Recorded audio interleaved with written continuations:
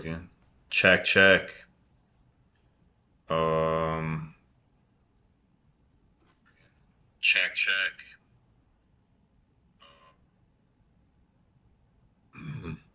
All right, so today, what I'm gonna do in this stream is I'm gonna upgrade the data engineering for my app because the data engineering is pretty simple. Um, and the thing is, like,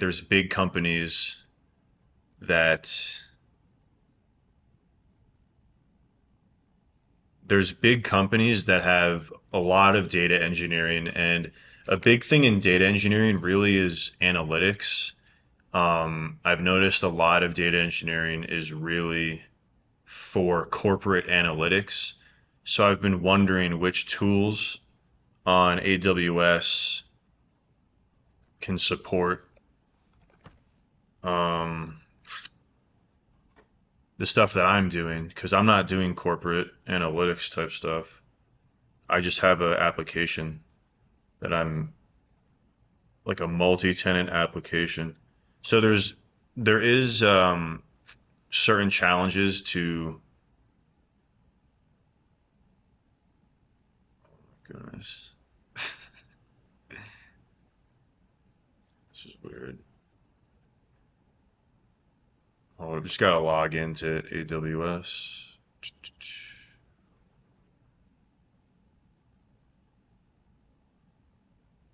Had a little hiccup there. This should work though.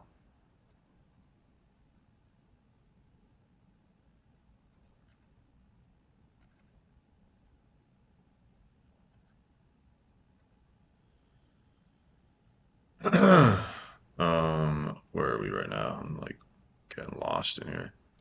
So, so right now I have Lambda functions. These aren't all part of the app, but I think like most of them are. Let's see. Yeah, maybe like more than half of these. Hold up. Last modified. Yeah, all of these are the ones that matter. This just tests the other ones. This tests the other four. Um, ICE and chat, these are the chatbot things, like the main core part of the app. And this is for the dashboard for the Shopify merchants so they can see how the app is performing, Quake Analytics. And then Data Sync, this is what I'm going to be working on now. This is basically the data engineering pipeline for the app. All it does is it uses the Shopify API to pull the data from each Shopify store, and it transforms the data and it runs it through Weaviate.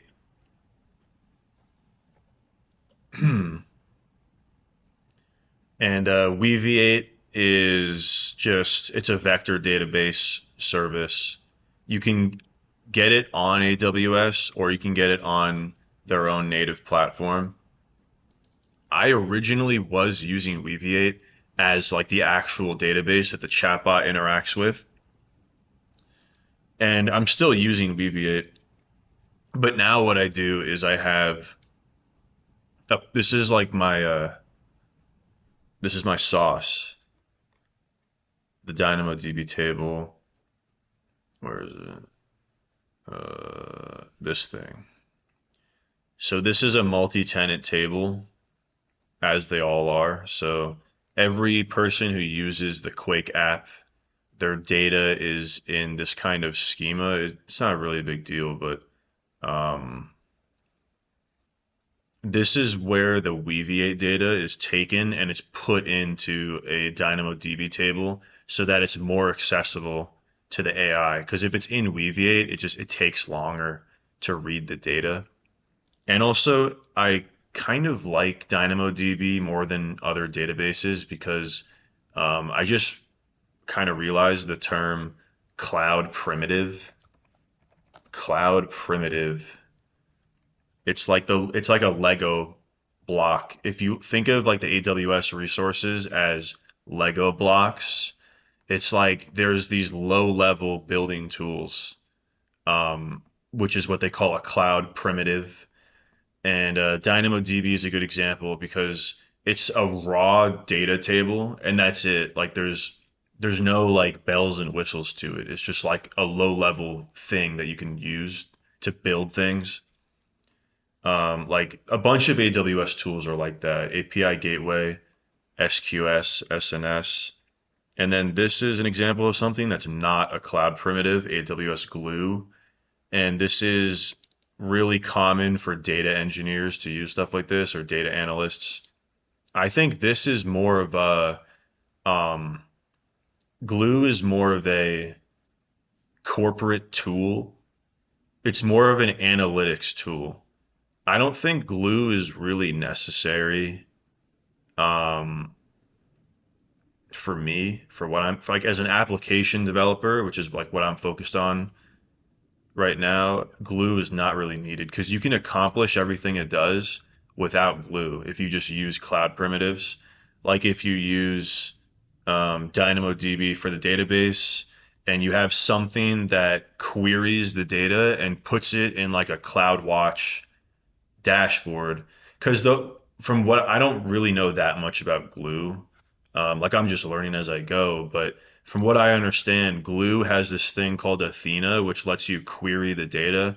So it's like a hands-on manual query, and you could probably build dashboards and build things with the queries. But like my point is like, why even have any of that? Just have the dashboard and have the database without the bells and whistles. So it's like there's more control. There's also possibly more work involved, more lines of code in the code base. But I think building with cloud primitives is like almost always the better option, unless the bigger thing is actually made for exactly what you're doing. Um, so where am I now? But yeah, in the last stream, which was my first stream, um, I had just created this Quake logs dashboard, and this dashboard, why is it empty? uh, oh, it's from the last 3 hours. Let's do the last day. I'm surprised there's nothing in here. That's kind of weird. Maybe, yeah, now it'll show stuff. Um, Whatever though. This is just like the dashboard, and I'm thinking of doing something similar to this with like multiple panels, maybe. Like here we have the different Lambda functions and their recent activity, their logs. So there could be something just like this, but specifically for the data sync. Um, and here we have like the data sync logs. So this is good, but what I'm thinking is more of a window into the data. And the way I'm planning to do this is with step functions. So, okay, can you see this? Yeah, I guess you can see this.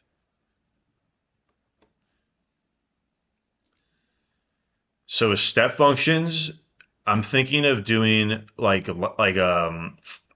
currently the Lambda function for data sync is is just this one Lambda, and yeah, we have like triggers because there's webhooks that trigger the data sync because this thing is always running whenever the client's store changes or they install the app or anything, like this has to run like all the time.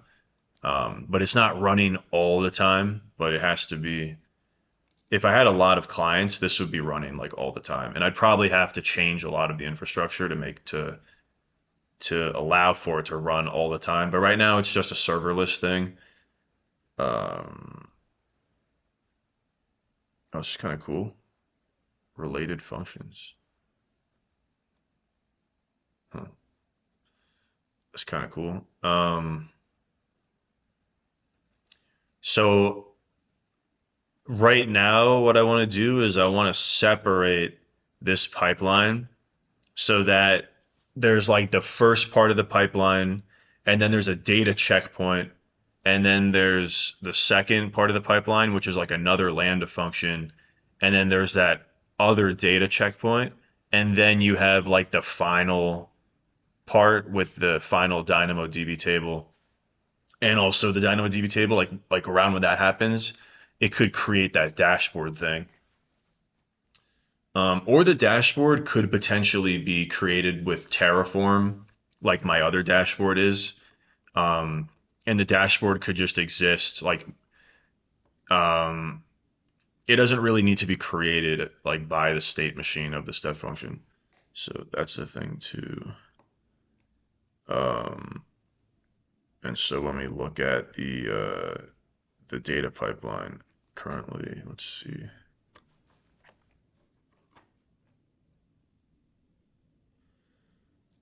Let's get out of all this stuff.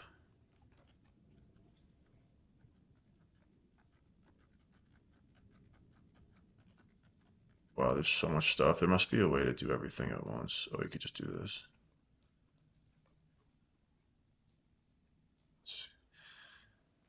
Yeah, so where's the data pipeline? Let's see. Is this stream working, bro?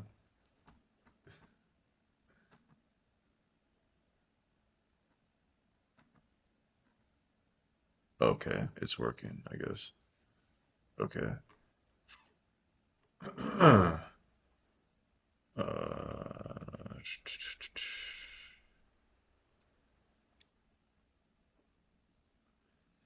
all right, where's that pipeline? Just gonna close everything off. Let's keep it open. The pipeline is like almost 1,000 lines. This whole thing this is like basically all AI generated. I think this is completely AI generated. I've edited this like tons of times with AI. But there's nothing crazy. It's just like the necessary transformations to get the Shopify API data into like Weaviate format and then into the DynamoDB table. So we at least have Weaviate like in between because currently the Weaviate thing is like in the middle of one Lambda function, but it shouldn't be like that. Um, let's see. What's the shortcut again so that you can collapse all the functions? I totally forget what that shortcut is. There's like a shortcut for that.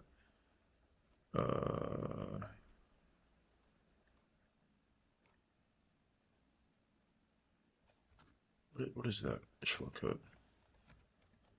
Shortcut VS Code collapse all functions.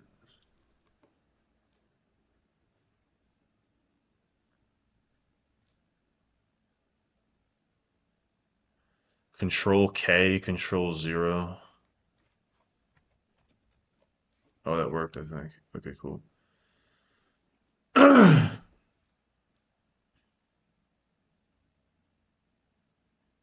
All right, all right, all right. So, um, all right, I want to look at the chronological order of everything so I can figure out where it can be like separated, bro.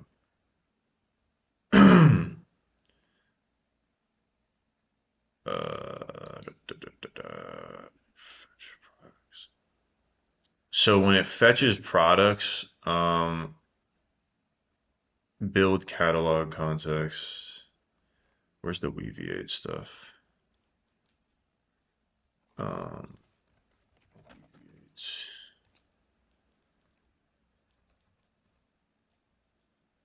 oh, get client. That could be important.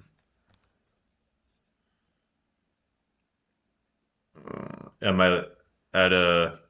I was working for a company and I was doing data engineering stuff for a while, so I understand now how useful it can be to have checkpoints, and to not just have like a big fat pipeline that just does everything at once is like kind of the antithesis of good data engineering. Um, but I don't. I want to do like as little work as possible when it comes to this. I don't want it to be complicated at all. Because right now it's super, like it always works. There's never any problems. Um, but like eventually it's gonna have to be able to handle a lot eventually. And when that time comes, if I haven't already built it out well, it's gonna be like a huge issue. So it's like I have to do this now. Uh,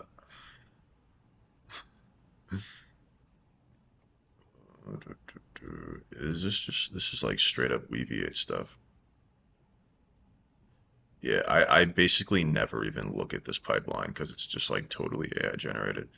And I still don't want to really almost look at it at all. This tenant stuff is just Weaviate stuff though, so that's not a big deal. Um, this is all Weaviate. This is where something actually happens. Okay, what function is this? Oh, I don't know why this is up here. Pre-baked catalog.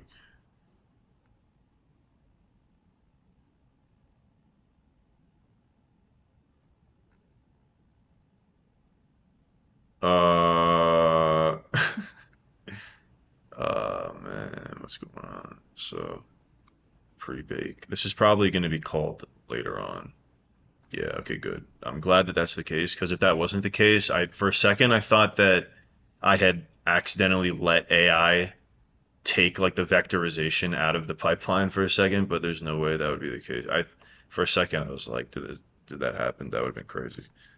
Ingest store data secure.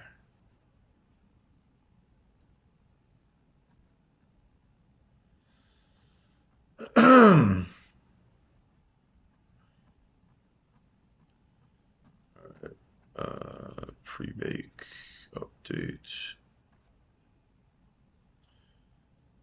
Okay. All right. So now I'm gonna have AI just generate like a pipeline roadmap of what's going on here, because now I have like a general idea, but I'd rather just AI do this than me have to spend like 10 minutes like staring at a screen. Um, what's the order? I don't know.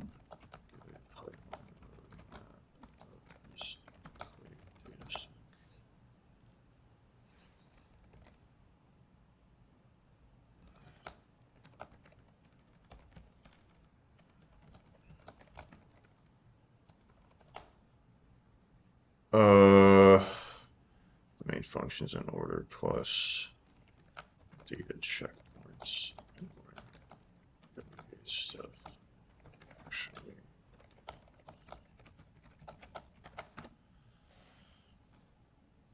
there's either going to be two Lambda functions with the Weaviate thing being the checkpoint, or there's going to be maybe like three. Because there could be a checkpoint right when it pulls it from Shopify. Okay. I think eventually there's going to have to be a checkpoint of the basically the raw data that comes in through the GraphQL. Quake data pipeline. Here's the execution flow.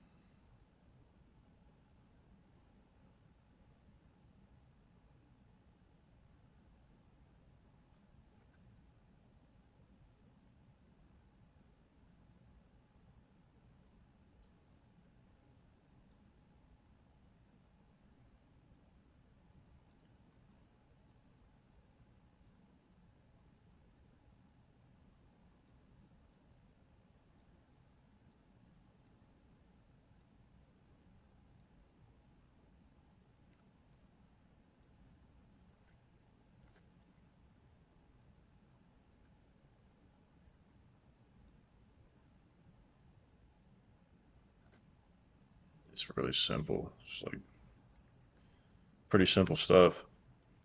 Um,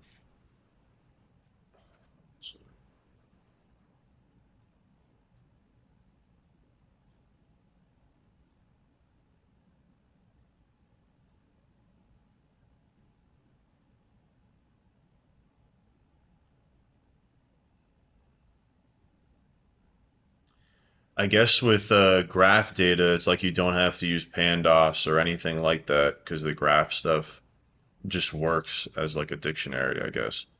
Like there's no pandas, there's no polars, there's no spark. I don't know. Uh,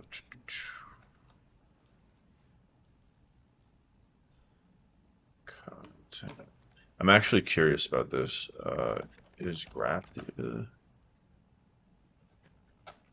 as a data format permitted versus using Spark?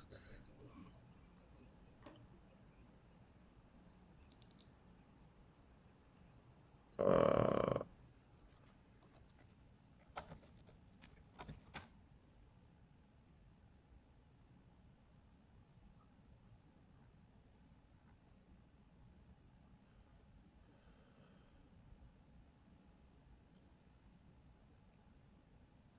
I don't know, man. Okay.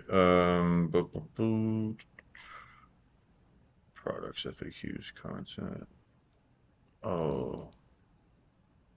Hmm.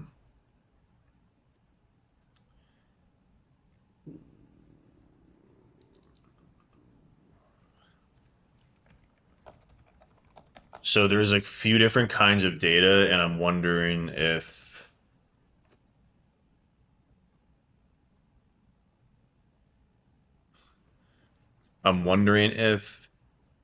the data is organized enough in the middle of the pipeline for it to be all in one table. Um, data.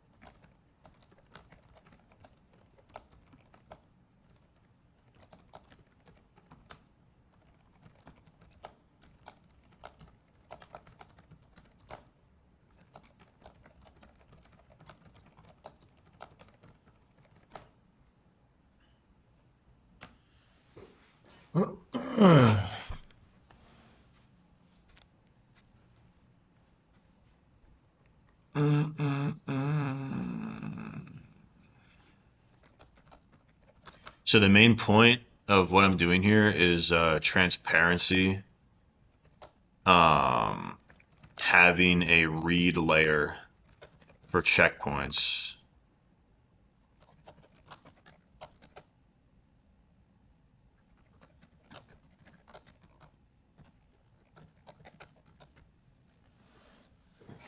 Because what I'm thinking is, I already basically explained it. What's this thing doing? The retry stuff, I don't like really. I mean, yeah, sure, that like that'll matter eventually, I guess. Like item potency, stuff like that. It's right now. It's just like that hasn't been an issue at all. I don't think that'll be an issue until I have 10, 20 clients. I don't think it'll be an issue. Um, Something else I just realized I was talking to someone on LinkedIn who's hiring for an AI engineer, and the job post said that they want someone who can build production stuff. But then they said they require a master's in computer science or any degree in computer science, which I don't have. Um, but upon some further questioning, my buddy told me that let's see if I can like copy paste this.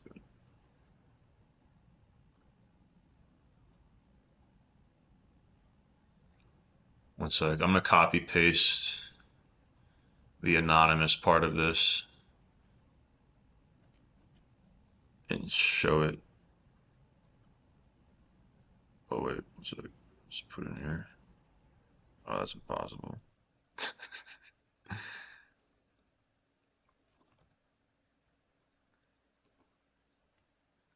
So can you see this? Um,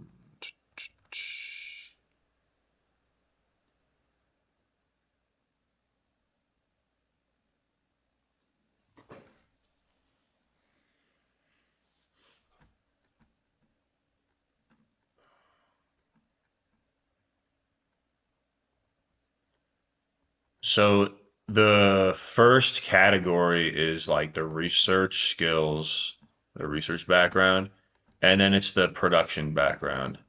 So it's like model tuning and DevOps for AI is like what they want. And normally this stuff is my bread and butter.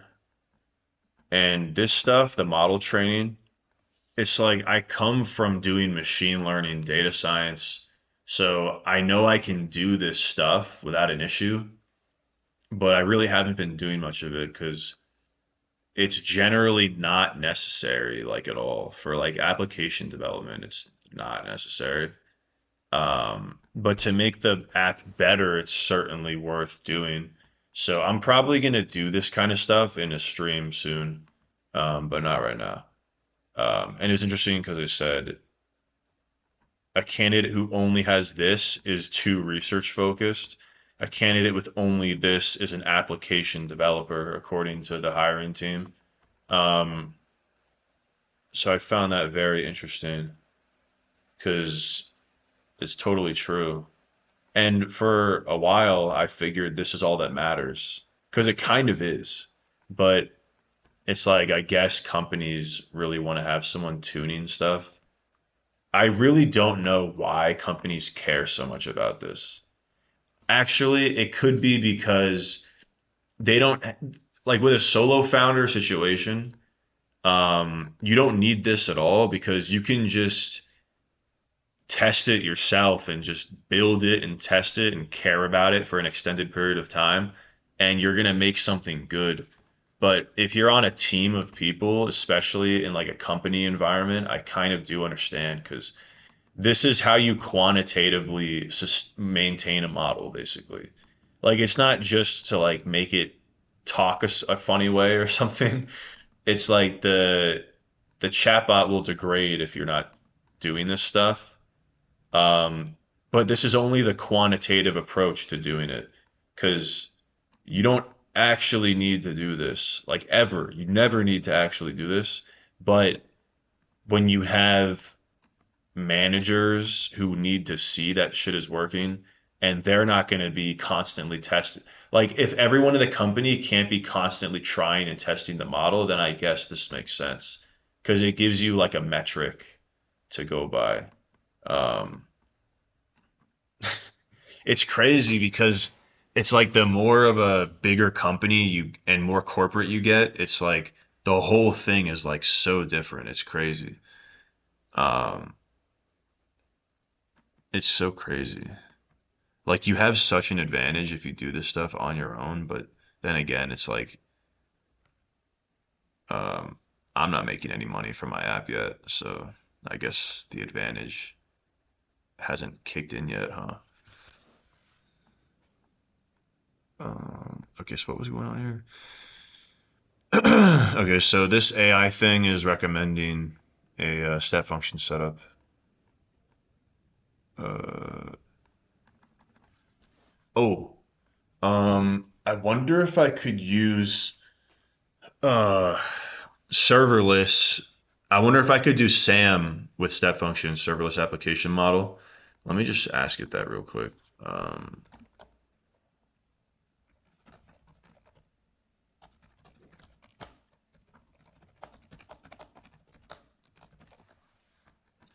Whoa, that was a big message I just went over. Okay. I'm actually sitting this time too, because last time I was standing the whole stream for like 2.5 hours. I was standing. Not anymore.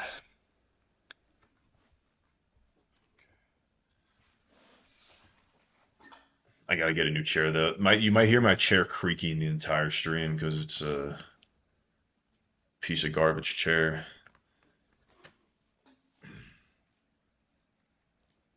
Um, I want to get a chair that's made in the U.S. for my next chair because it's like every time I get a chair, it's like from China, and within like 6 months, it's like it doesn't even work properly anymore.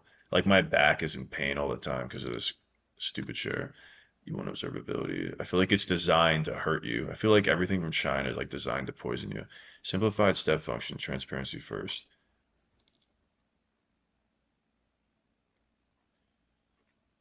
Um, are these all Lambda functions? These are all Lambda functions. Okay, resolve token, create. Oh, this is kind of interesting because this is before it even ingests the data. Um,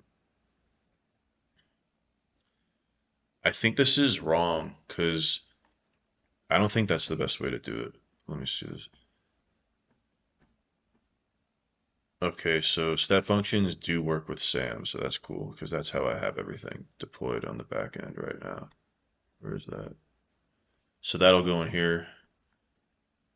Where's the data sync? Integration tests, application.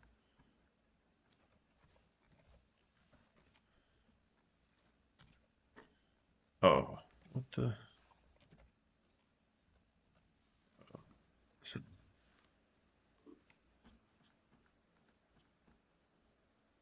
Okay, what is this? Oh. So this is the data sync lambda right now. Um, what the? Oh, is this the how it's gonna look? Let me see this. What the? So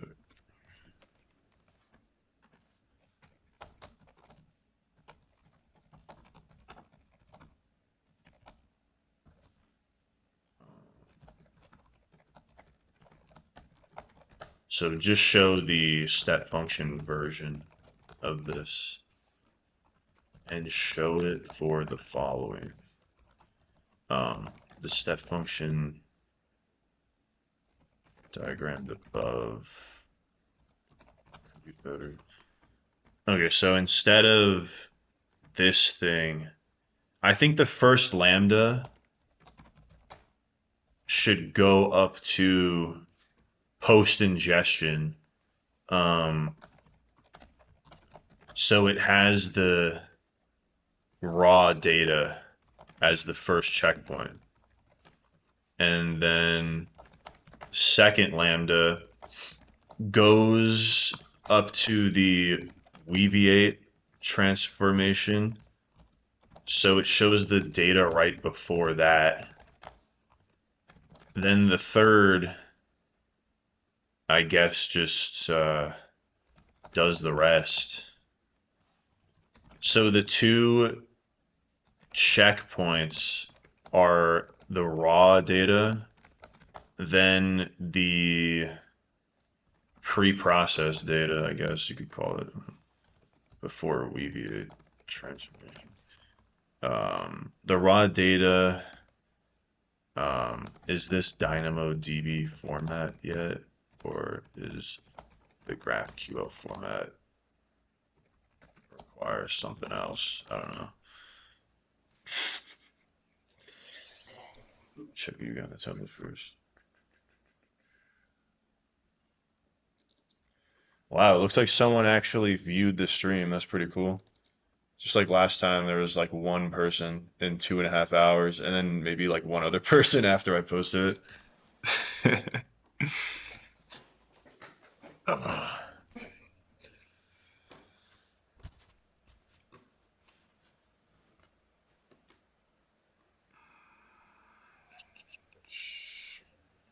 Okay, here's the revised pipeline.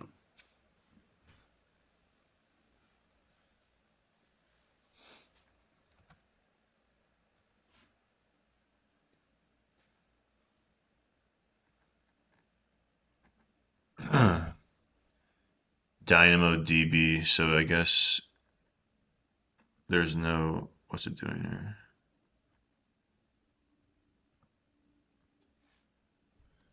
Um, I guess it works because I was wondering if the first checkpoint it's like still in the graph format. Um, I guess not though. That makes sense though because it's probably right when it converts it. So the first checkpoint is right after converting from graph to. Wait, isn't it?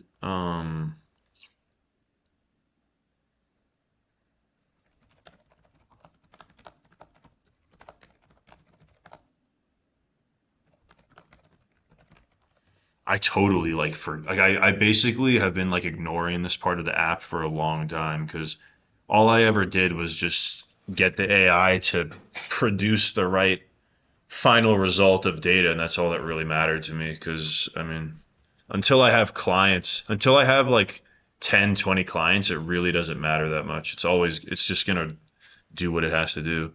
All of the triggers though, that's what took more work was making sure that the webhooks fire at the right times. I guess I'll give a visual example of what I'm saying. Because if you go to the dashboard for the app, um,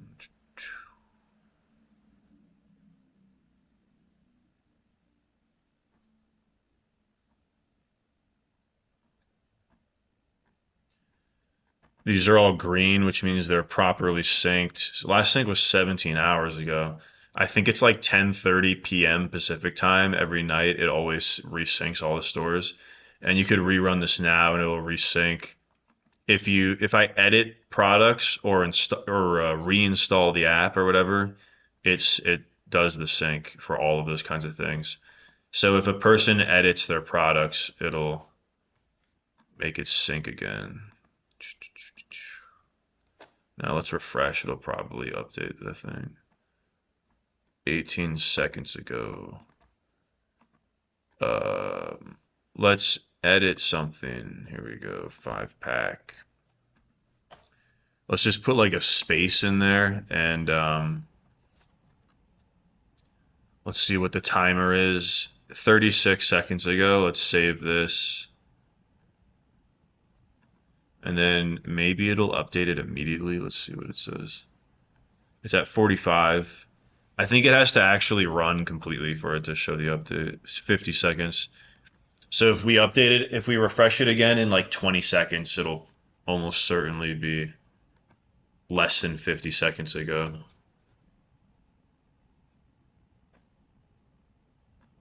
Let's try again. This is taking a while. I'm pretty sure it's gonna run though. It's probably running right now. Wow, I wonder if the space wasn't enough. This is like surprising to me that it's not doing it. Let's see what that's so strange, bro. Let me try this. Let me do this. Change the title of the product.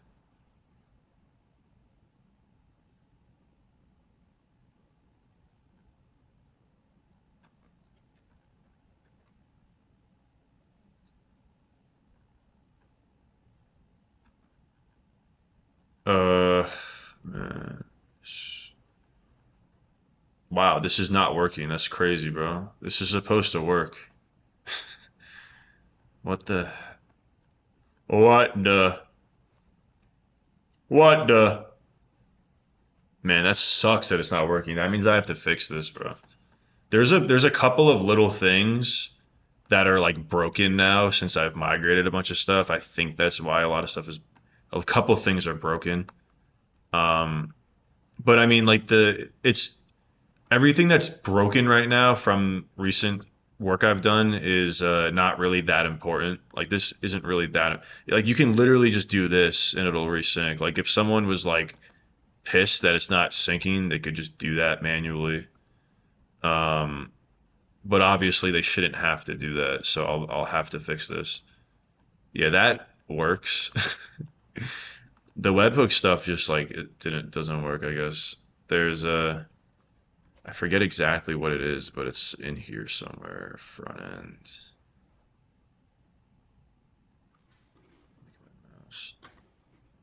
Uh,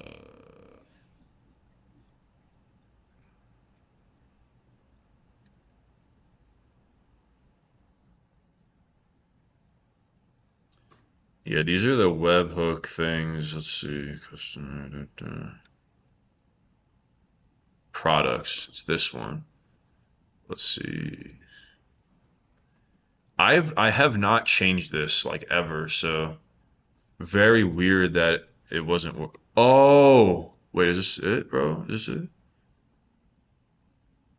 No, that's. I saw the name. I saw Vercel in here, and I thought it was because I migrated away from Vercel. I mean, it's actually possible that this is like the wrong thing. Let me see this. But this stuff worked though, right? Oh, maybe all of these are not working. Wait, this one's working though, right? This doesn't even mention the Lambda function URL, right? But this one does. Yo, that actually could be. I'm pretty sure it's not called that anymore, bro. Let me see this.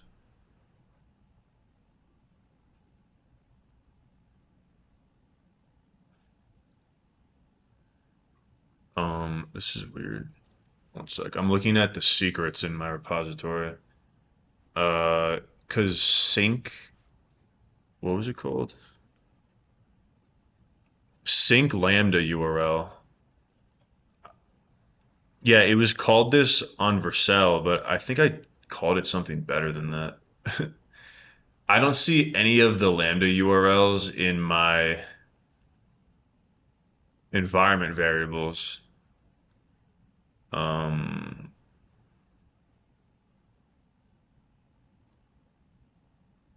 wow, that's weird, bro. Hold up, check this out. Yeah, I don't know why that's happening. Let me show this to the AI too. Uh, did I change this during that migration from Vercel to Amplify? Oh yeah, yo. Okay, hold up. I have an idea. Where's my cloud stuff at? Here we go. I have a lot of stuff open right now. Um, so it's in here. The environment variables, they're not in GitHub, they're in Amplify because this is where I migrated from Vercel. Let me just move this up here and look at the secrets. I guess I'll show this until I get to the actual secrets.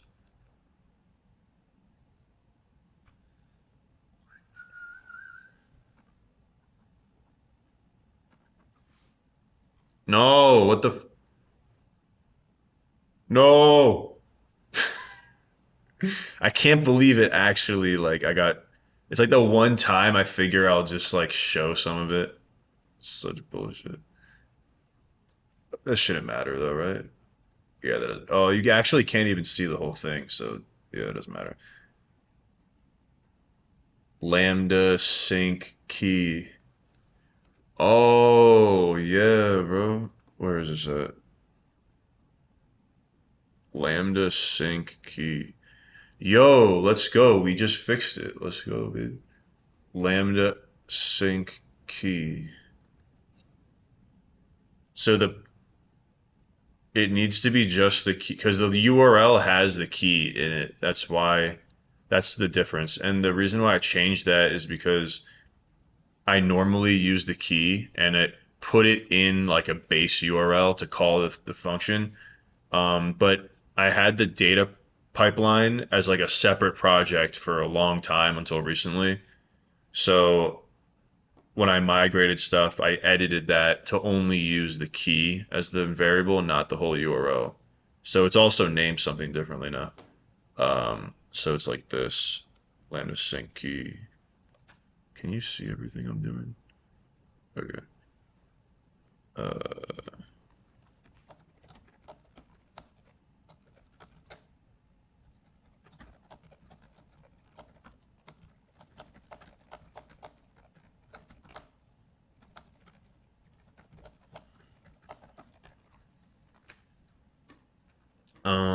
oh my goodness, bro. So all of these things are calling like the wrong thing, I guess. That it has to be calling the wrong thing though, because that's crazy, bro. um, I think all these things are calling.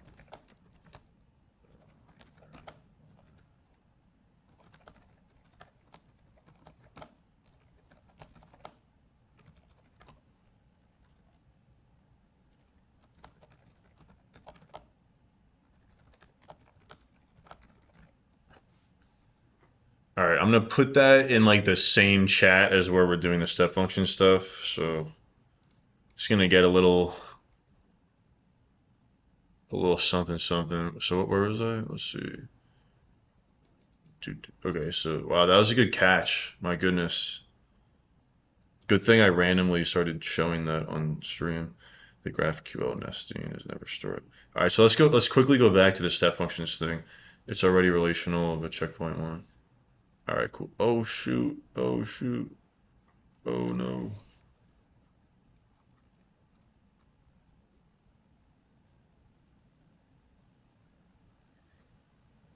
Oh, it's like here we go. Where was I? um,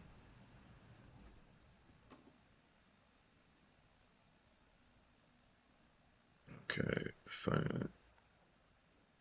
Oh, word. At a time. Oh, that makes sense. Well, that's cool. Uh, okay, the data pipeline with step functions now is going to be data ingestion into a table, and then that's the checkpoint. And then, what is this, bro? Oh, and then the data is prepared for vectorization. We've a property catalog context string.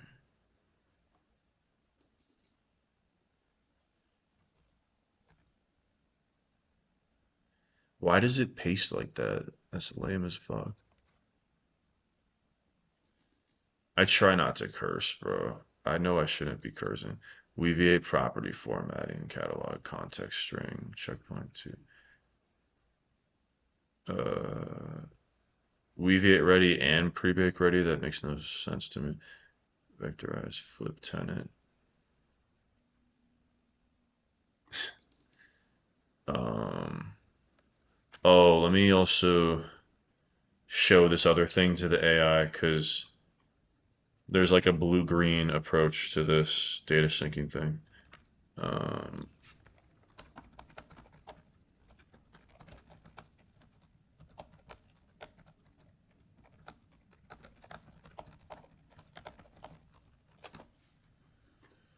that's just a note from when I implemented blue-green because there needed to be some sort of approach to the data sync so that the stores always have their data available for the chatbot. Because otherwise, when the data is syncing, if someone's talking to the chatbot, it might not be able to give them any recommendations. Yeah, I see it. It's already in the sync. All right, whatever. All right, I just want to make sure I have this correct.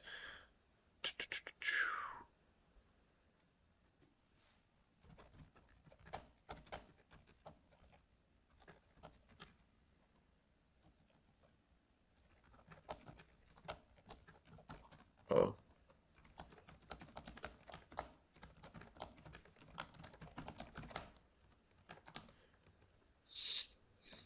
checkpoint 2 is pre-processed data, which means pre-vectorized.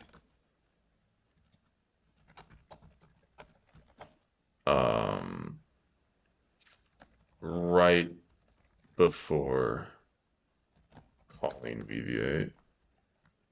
Oh wait, that's true though. Yeah. What the f?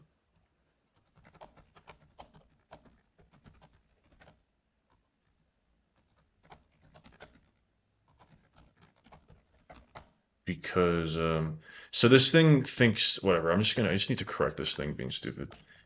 VV8 ready, pre-bake ready, because pre-bake is after vectorization.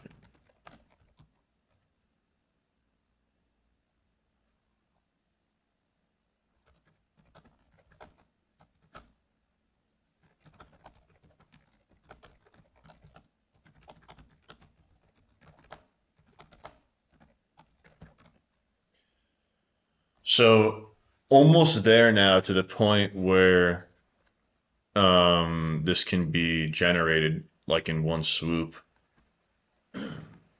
So the AI was being silly. This is the way that I approach coding with AI in a lot of ways is I talk to it like it's my secretary or my intern or something, and then I talk to it like a 1980s Wall Street intern, and then because that's how you realize that it's being stupid before it actually generates bad shit. Uh, so pre-bake lives inside lambda 3, catalog context string and products JSON. What is it even talking about here? It's just like saying a bunch of words, bro. Sometimes the AI is just like throwing man-made symbols, pretending like it means something. So graphical just do. I think it's good to go, bro, dude.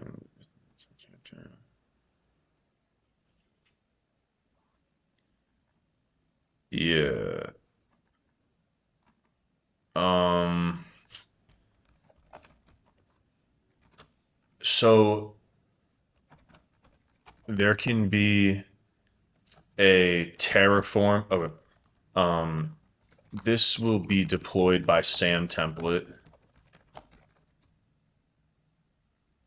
Here's the current SAM template for all Lambda functions in the backend. All right, I want to make sure it has like all the context it needs to just generate everything at once. What am I doing here? Let's close that. There's the SAM template.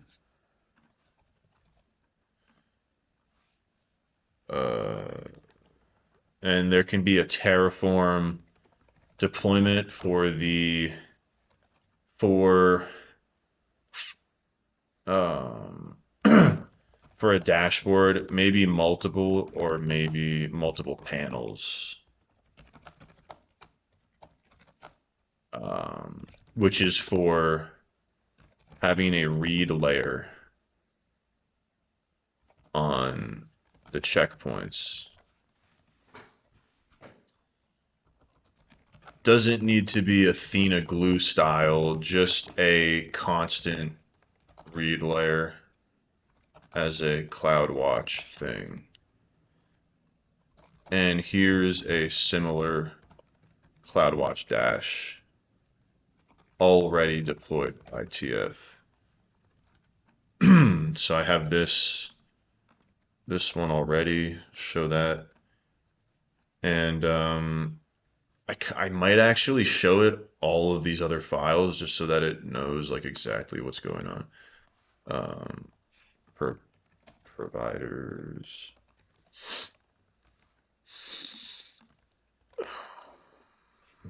Outputs. I guess I'll just show it this one too while I'm at it.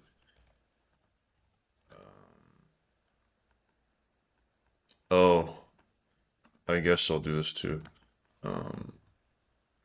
Also for the current data sync, these are the other files. So we got Docker, just this. That's basically it. There's a test search thing in there, but I don't think I even am using that anymore. Let me see if I'm using that. Yeah, that's not even used anymore. I should just delete this probably. Oh shit. I kind of like this here though, because it reminds me that I should probably do something like that later. I'm gonna delete this because I'm gonna do a bunch of test things like this later. I don't know. Whatever. The AI could just generate that again in like 2 seconds. It doesn't matter. Uh, let's go. We got 2 people who've come on to stream. Let's go, baby. Where's the chat? I feel like there's usually a chat box in case someone says something.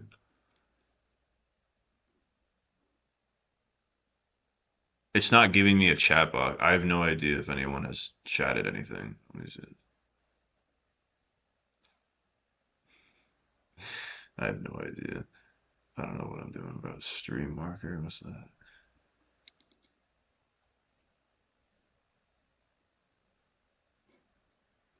I'm gonna just check real quick if I can like see the chat somehow. Let's see. While we wait for this thing to generate.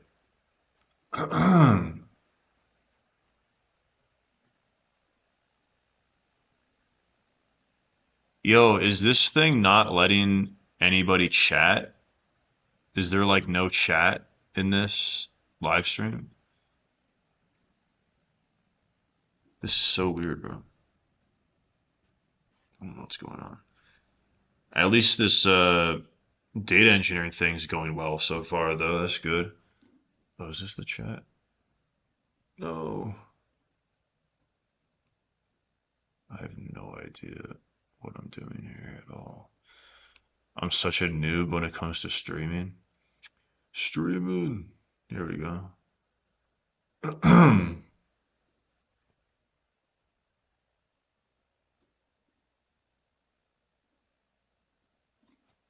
That's so weird that I can't see the chat. It's like I open up the chat and someone commented like you're a fucking piece of shit and then they just left. Yo, there's like no chat. That's weird. That's strange. That, that's weird.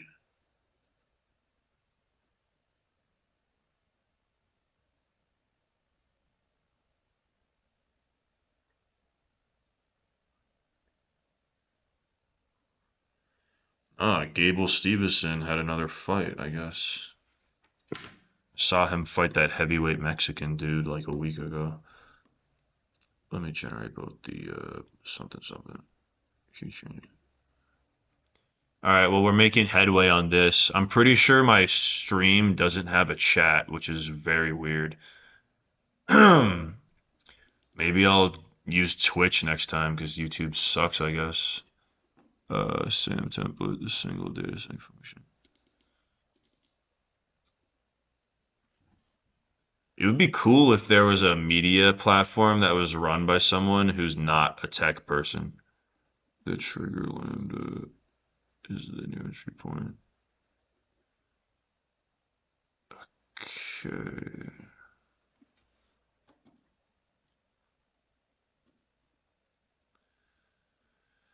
All right, so this one lambda function for data sync is about to be 4 lambda functions. Fetch.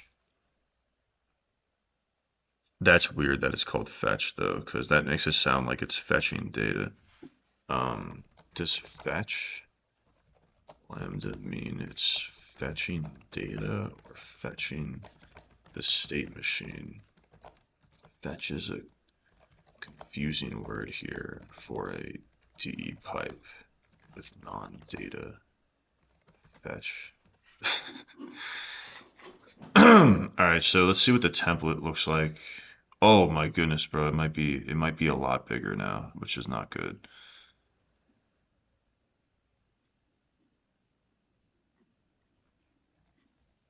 Oh man, that's so much bigger. Terraform might be the move, bro. This thing is huge now. Data sync pipeline.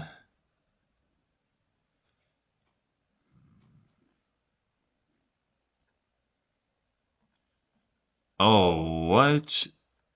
Oh, because like each checkpoint is like a new table, so that takes up space in here.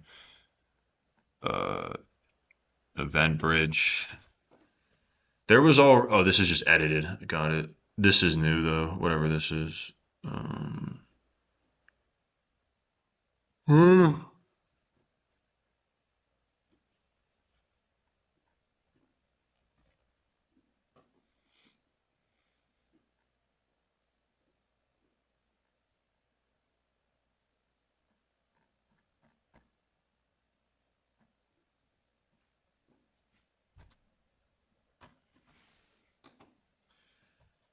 this is like a huge thing now because of this. Maybe I will have this as a separate SAM template for the data engineering in particular. Because the data engineering is totally separate from everything else. Like it used to be a whole other code base entirely when I was first doing it. Um, data sync should probably be a second SAM template.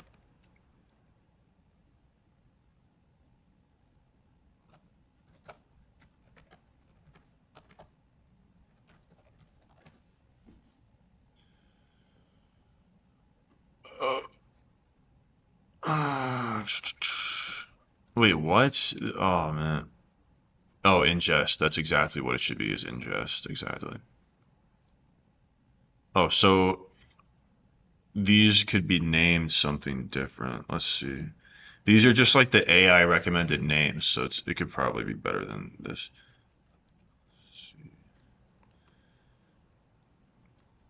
All right. Um, I'm pretty sure there's no chat for this live stream because if there was, I could. I think there might be someone in here right now. I could say like, "What do you think about this name or that name?" But the chat is like not working, I guess. Oh, so. Oh wait. Give the purpose of each. I want to make sure before I rename these that I know for sure like what they're doing. Receives the starts the step function. Oh yeah, this should be like the first one. But yeah, that makes sense. And so it's just these ones. Prepare, that's not what it should be. This should be like pre-vectorize or pre-process. This should be ingest. Commit? No. um, this could be vectorize. It probably should be vectorized because that's like the main thing it does, but it's just the fact that it gives you the final result makes me think that it should be like something that makes it clear that it's the final result. But I mean, this is really what it's doing though. Vectorize. Confusing because vectorize could be replaced with something meaning the final result. Just want to see if it comes up with anything better than that.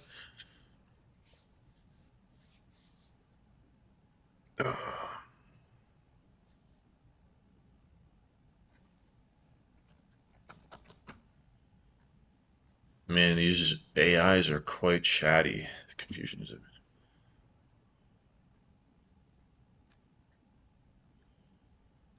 I forget what this means. Oh, like the blue green, I guess. Oh, okay, got it. Because in Weaviate, it actually creates like a whole other tenant, like a whole other copy of the tenant.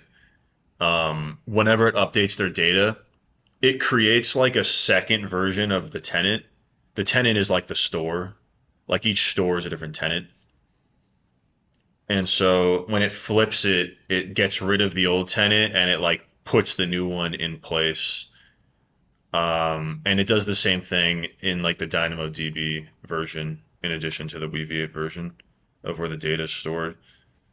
Uh,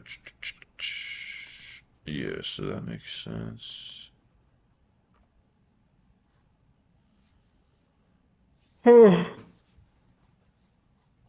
Um,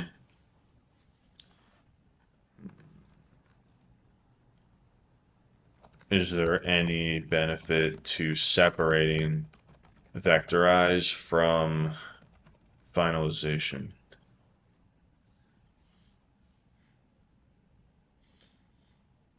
Data's in Weaviate 10 a lot. I don't care about data in Weaviate. The point of Weaviate is to transform the data. That's it. Answer again. Concise.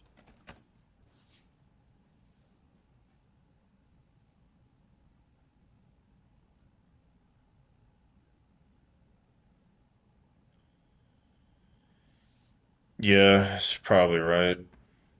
Not worth the fourth line. Yeah, I agree with that. So, what did the AI say when it came to how annoyingly verbose the code is now? No disagreement.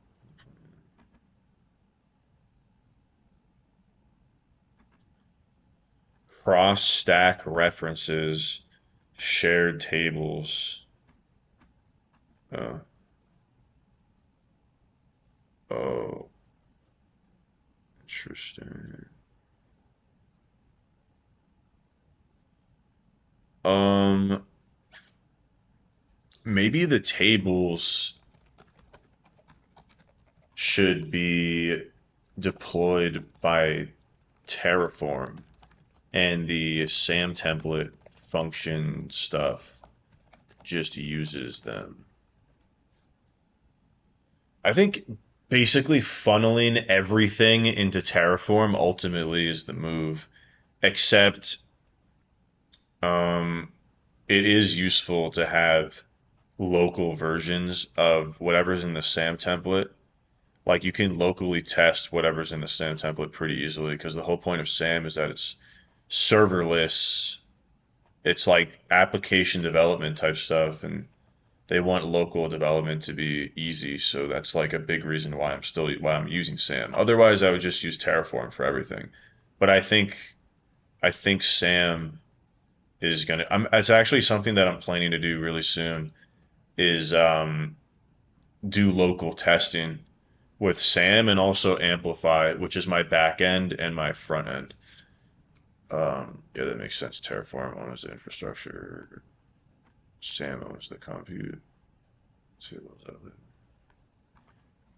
Will this make it harder to locally test SAM stuff?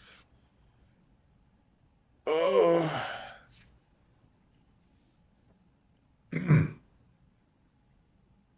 um, See, like this, I think this is being stupid. Um, my goal is for local testing to require absolutely nothing more than having different environment variables for local runs. It sounds like separating DynamoDB into TF could ruin that.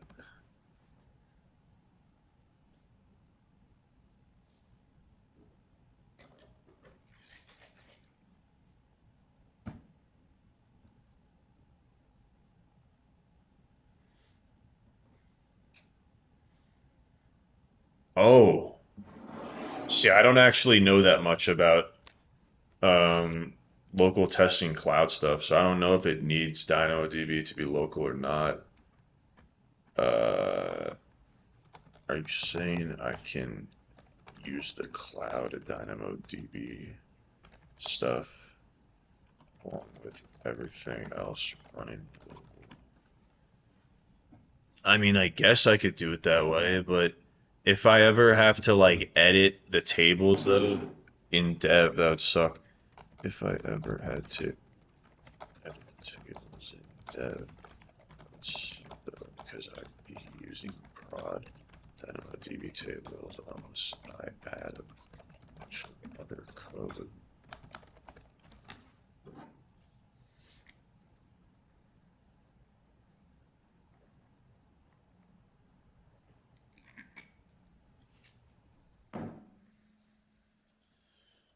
Oh.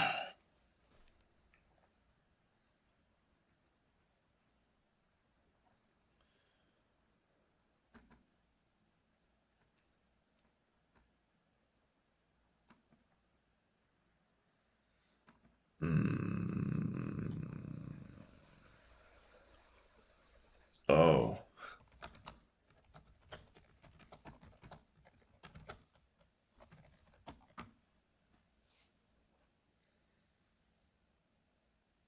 Oh.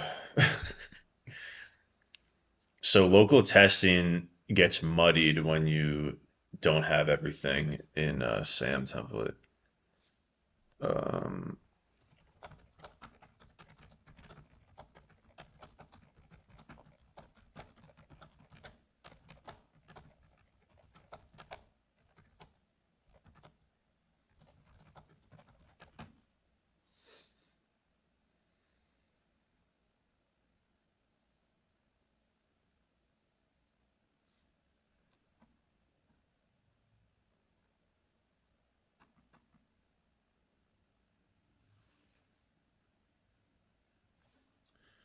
I'll let some more light in here.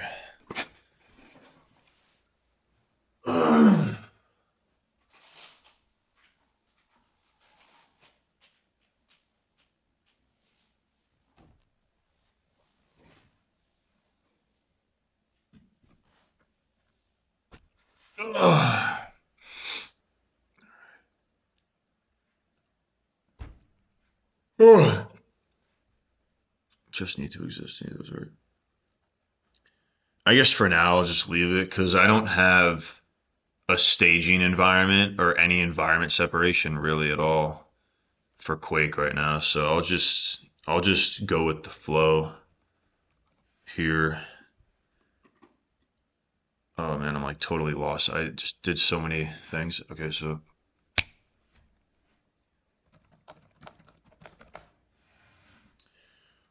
let's update the code now.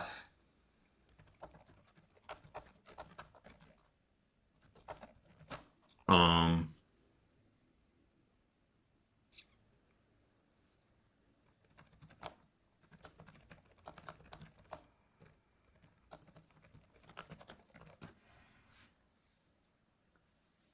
all right, I just want to make sure the AI knows exactly what to do now. This is so beautiful, man. Ingest, pre-process, vectorize. I just love how satisfying this stuff is sometimes. Use SAM template.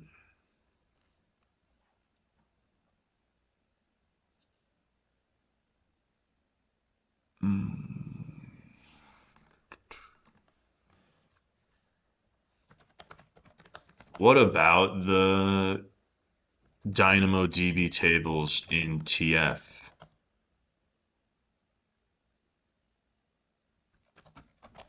At least all the DynamoDB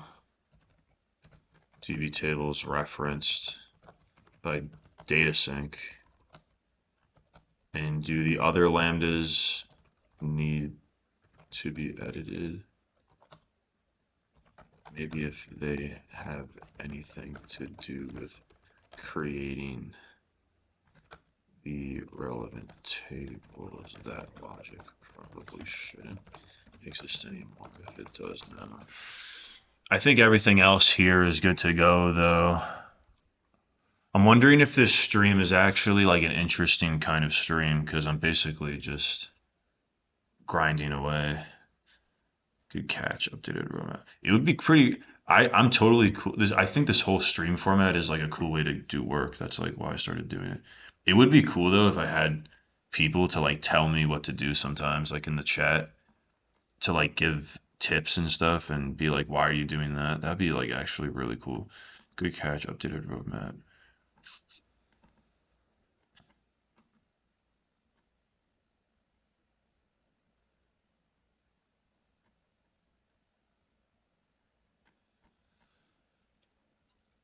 So there's a couple tables that are still going to be in the SAM template. Um, Basically all of like the browser interactions is what this basically is. It's like the app interactions and the browser. It's all the app interactions, whatever. Audit existing lambdas. Oh, that's a good point. Well, no, it's not in there. It's the SAM template is where it does stuff.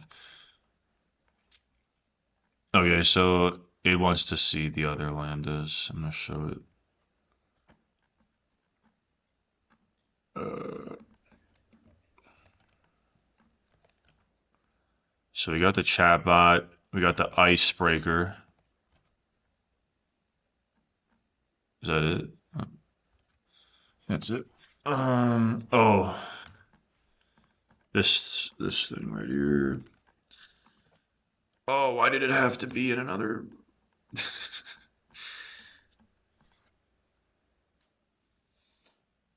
Oh.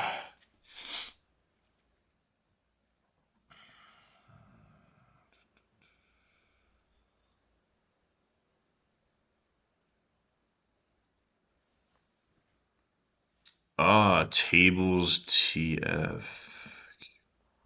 This is gonna be a lot of stuff, bro. This could be working pretty soon though. If I just make all these changes real quick, it'll probably work pretty quickly. Audit existing lambdas for table creation. The current sync doesn't create tables. All right. Update.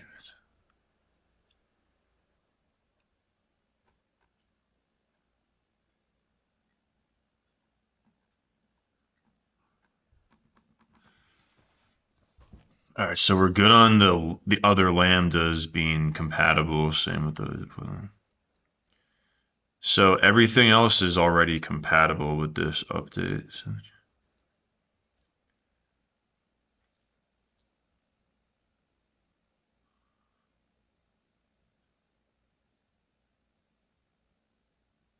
All right, there's gonna be like maybe around 10 files getting edited, I think, slash added.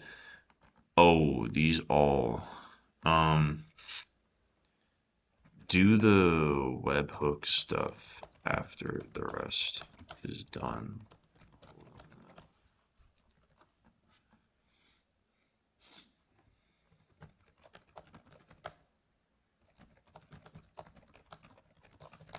And show us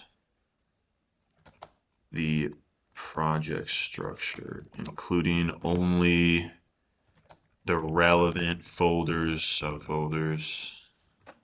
All right, we're almost good to go with this stuff. This is like getting pretty good. It's gonna be so dope if this just works quickly. What a what a beautifully perfect live stream this will have been.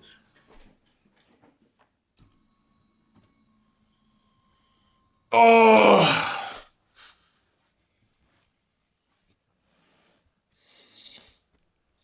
this is gonna take a while. um,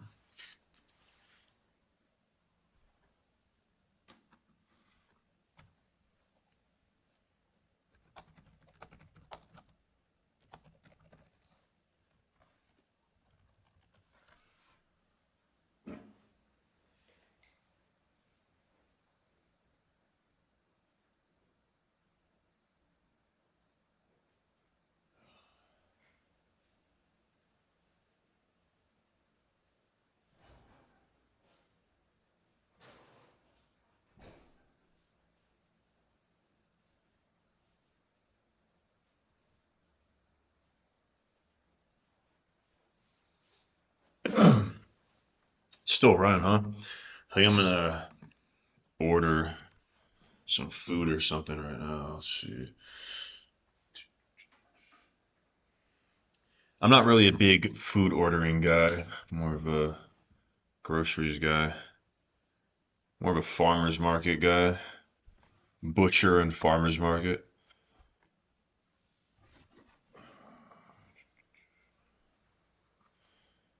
just gonna wait for this to work. I could focus in on I kind of want to put this order in though right now.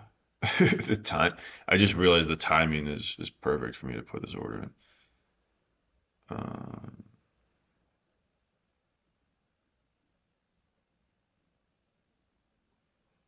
let's see, what was I doing here? Oh my goodness. Oh, what?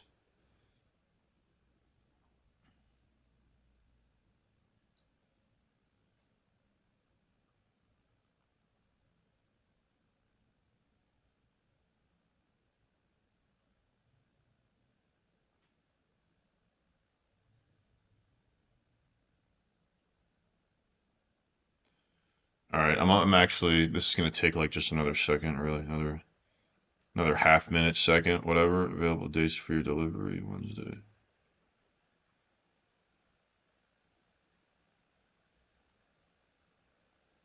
Man, that's crazy.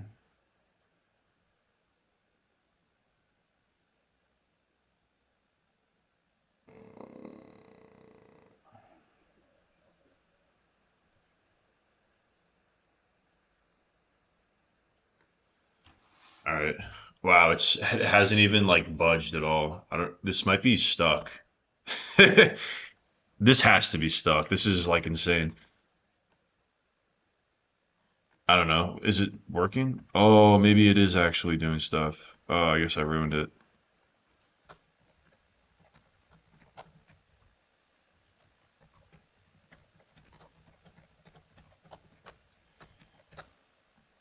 I don't know. I hit stop, but it's still going. So I guess I'll just like let it keep going now. Um, there was some other stuff I wanted to look at though.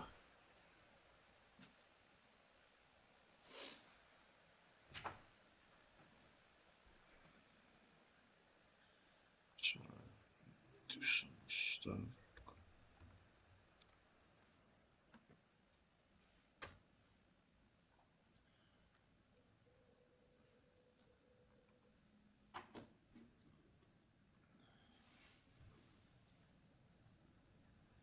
Sushi. Sushi. All right. Um, see if I can grab these files. Oh, look at these files. Wow, there's so many files.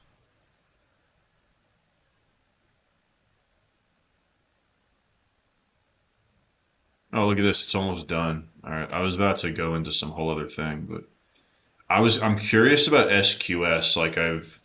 Because I'm doing this AWS course right now, and I find this so interesting. It's such a good example of a cloud primitive tool. Like I just for some reason find this like really interesting. It's like very satisfying that there's a like SQS and Lambda API gateways. There's all these little tools, bro. Key features, standard queues. I still have like no idea what like how this actually works. But I heard that this was one of the first things that AWS created, like in the early 2000s or something. AWS origin year. Oh, 2006. I thought it was like 2001, 2003. 2006.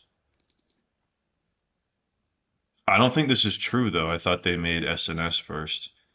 Oh, maybe it was internal first. Oh wow, I guess I had my info wrong. 2010.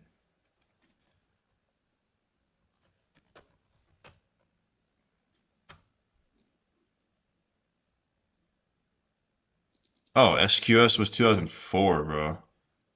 So it's internal, I guess. No, yeah, so I kind of knew what I was talking about. First publicly available AWS service. So this was before AWS officially existed, I guess. So this really was the first thing, SQS. Um, Let's see. Explain SQS in 20 words.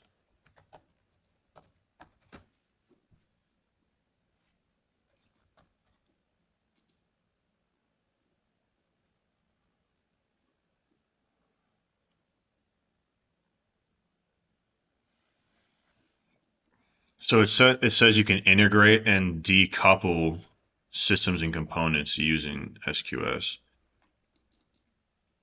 SQS, there's dead letter queues, cost allocation. And dead letter queues is basically just how to handle problems. I feel like that's what it, or maybe sometimes it's not a problem. It provides a generic website.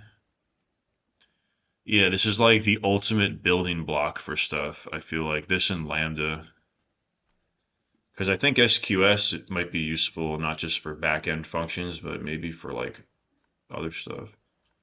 I have no idea. It just sounds really cool. And AWS, it's like everything on AWS kind of gets me excited. On Azure, everything just does not get me as excited. I mean, Azure is not that bad. I've been realizing lately too that Azure actually, like, I hate using Azure, but I could love it though, because it's like for government, military, defense, like intelligence agency, like I don't know, like anything like that, probably they would want stuff like Azure rather than AWS because it has security built in. I started thinking recently, like, what if the main point of Azure ultimately is to have a system where they can shut off people's permissions in case they need to? Because I feel like that's like the main advantage of Azure over like other cloud platforms is the security stuff.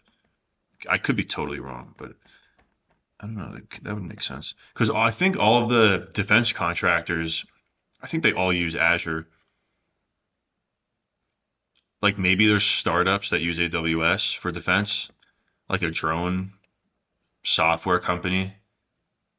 Um, but I think all the big ones they use Azure, bro. I mean, all the big companies in general kind of use Azure, which is like mind blowing. I think that there's something wrong with that. Here's a project structure. I guess all the like big companies, it's like they consider themselves to basically be little countries or something. Like I don't know, like they take their security that seriously, I guess.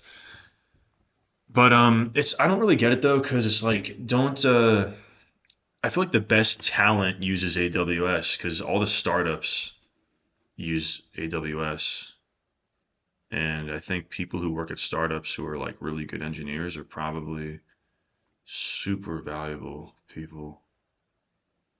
Here's a project structure and each file goes. Super valuable workers, I should say. Here's a project structure and each file goes. Data sync. All right, so now it's time to do all of this. Look how much stuff is in here. It was crazy, bro. Data sync shared.py. I'm just gonna blindly do all of this really real quick. Um, Data sync. Oh, it's gonna give me this bullshit, bro.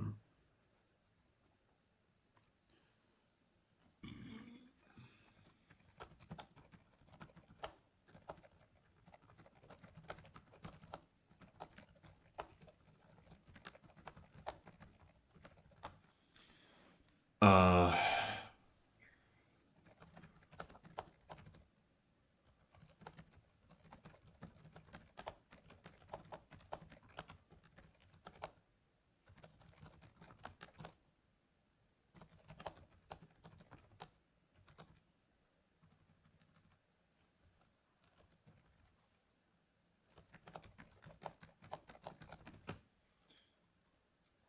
wow, look at all these files. Oh my goodness.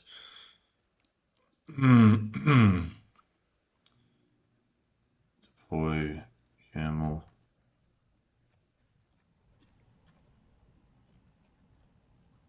Whoa, that's large, bro.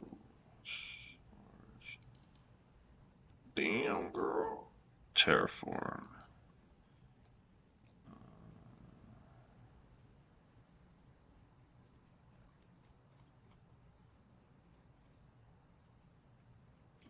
That's weird. Why does it show that it's edited? Because it's indented or something? I don't know. Whatever. SAM data sync stack. Oh yeah, because it has to call SAM like a second time. So that's like most of the new stuff. Look at all this crap here, bro. I feel like this is like way too much stuff. Whatever though. Data sync stack.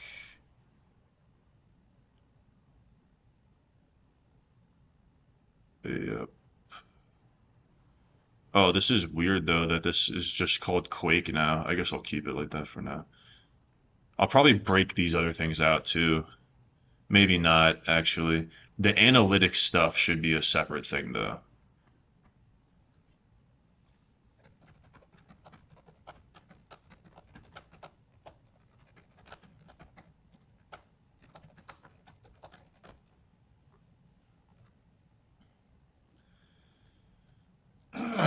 Okay, so there's a new file shared up.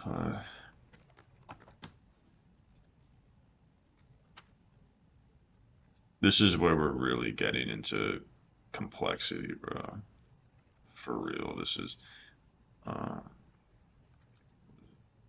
trigger. Oh, yeah, I forgot I have to like create new files. Trigger.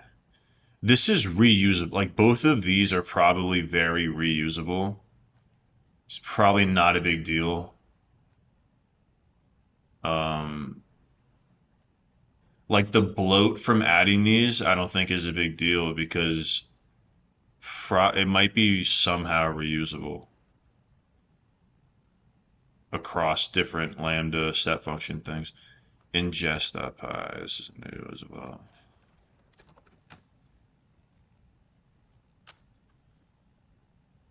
Preprocess.py. Oh shoot, what is this doing? Delete.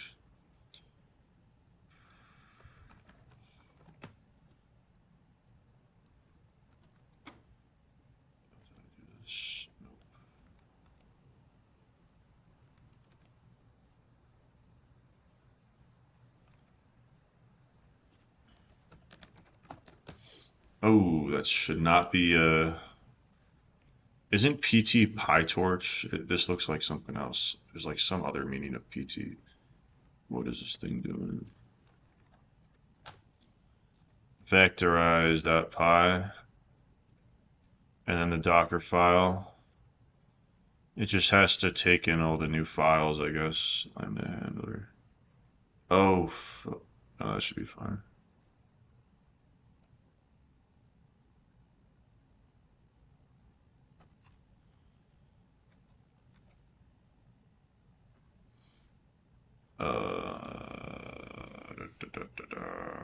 Requirements. This is the exact same thing as before, I believe. Oh, I guess we'll take that one thing out.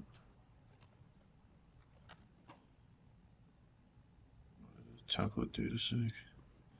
Oh, what do I don't even know what to call this file, bro. Where is this thing?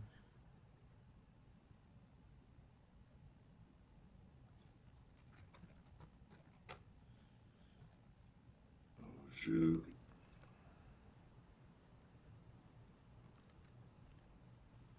Oh, I should probably like put these in before I ask it to.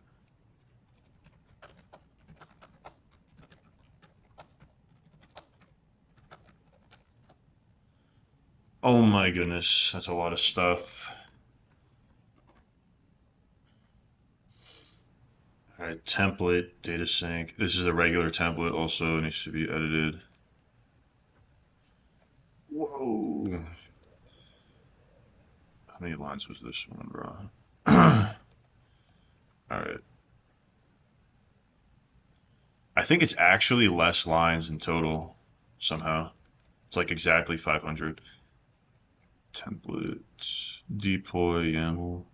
I already did that. Tables monitoring providers. Tables.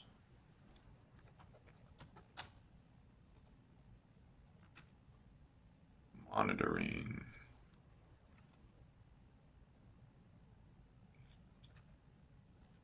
Oh, Does this use tables? What's up with this?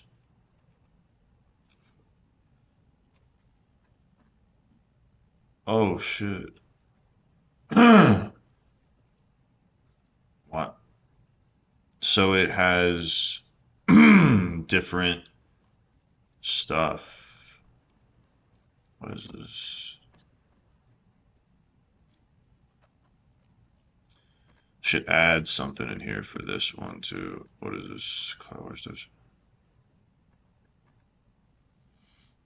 CloudWatch dashboard, data sync pipeline, dashboard Quake logs.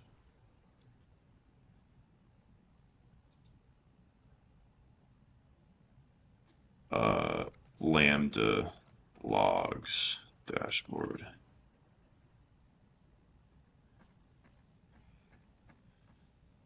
So the data sync pipeline, this will be, is this going to be interesting right away? Uh, it's just like the things running though. It's not the actual data is what I was really thinking. I don't really give a shit about any of this stuff. What is this? Invocations function name. Oh, this might be, oh, nice. There we go, right? That might be stupid.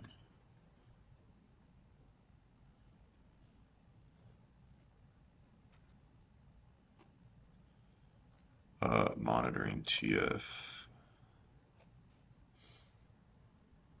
I might need to edit the monitoring for the new stuff. Providers.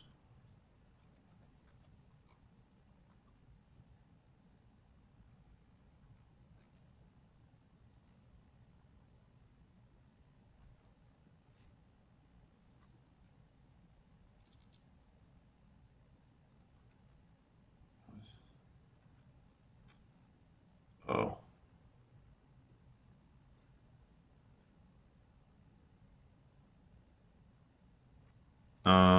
Nah, this is fine. I might do this. I don't know. I think this is actually this. It makes sense to do it like that because it's like the SAM template data sync. Data sync YML like doesn't really mean like it doesn't give you because this is like infra first. The infra matters more than anything else for this folder. Deployment.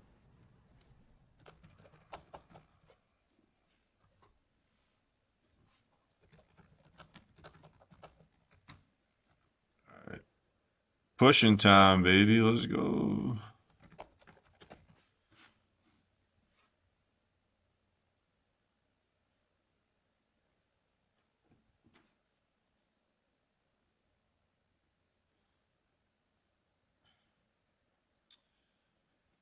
Let me push this right now.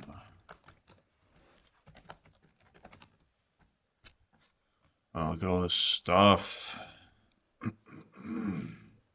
Oh shoot, what just happened? Oh my goodness, bro. Okay. Uh, Data sync pipeline as state step functions, state machine with uh data checkpoints monitoring.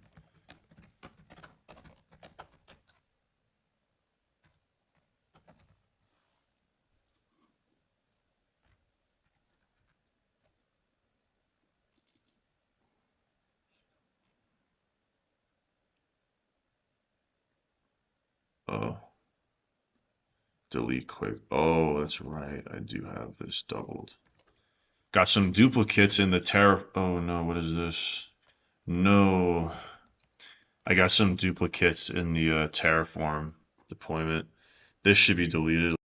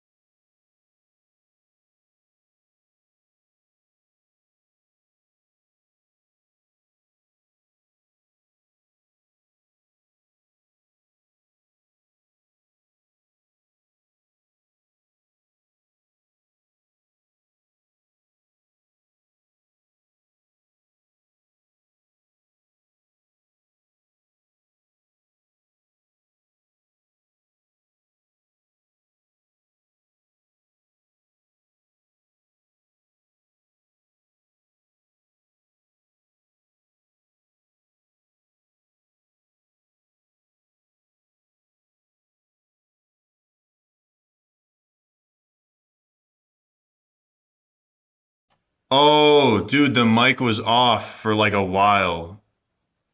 That's a mistake. No. Dude, how long was the mic off for? That mic might have been off for like a very long time. Whatever though, who cares? This is my second stream. Yeah, fully contained. The event bridge changes only until the data sync again, which I already updated. Dude, that mic was probably muted for like a very long time, like an hour possibly. That's crazy. I should make some clips or something, especially for this stream, because this stream I think is a failure because of the it was just muted for like a while, I think. I'll probably clip a part of this stream or something because this stream itself is like trash now, I think. Fully contain the event bridge changes only until it. Well, this is almost done though. How long has it been? How long has it been? I don't know. Let's see where we're at over here. Oh, the sky is so beautiful. I love this place, man. I love the desert so much with the pink skies, the orange and pink skies with some purple.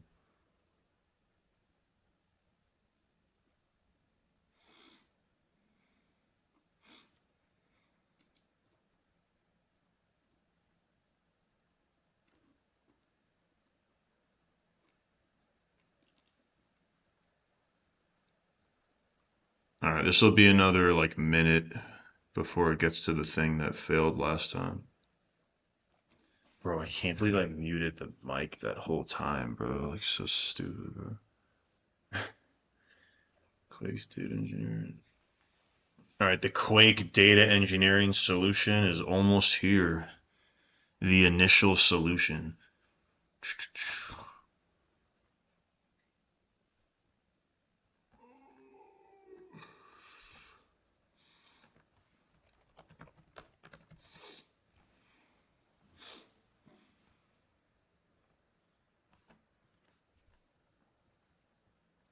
Yeah, I don't know. It's like I don't really need I don't really need this kind of stuff. I wonder if there's a AWS data engineer docs.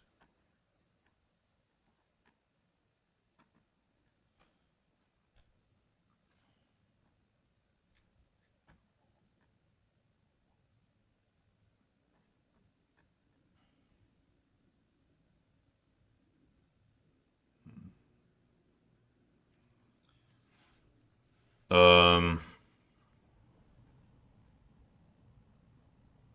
I think a really big thing about good programming is to have low level control. I think that's huge.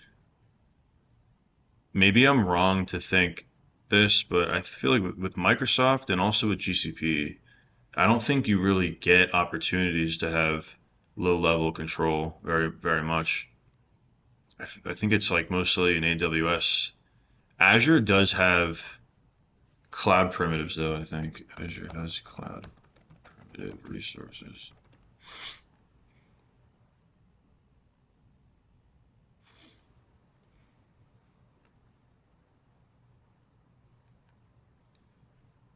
Uh, I don't know, bro. I don't know if they do have stuff like that. They might not. I think everything on Azure is like kind of not low level control. It's like higher level control.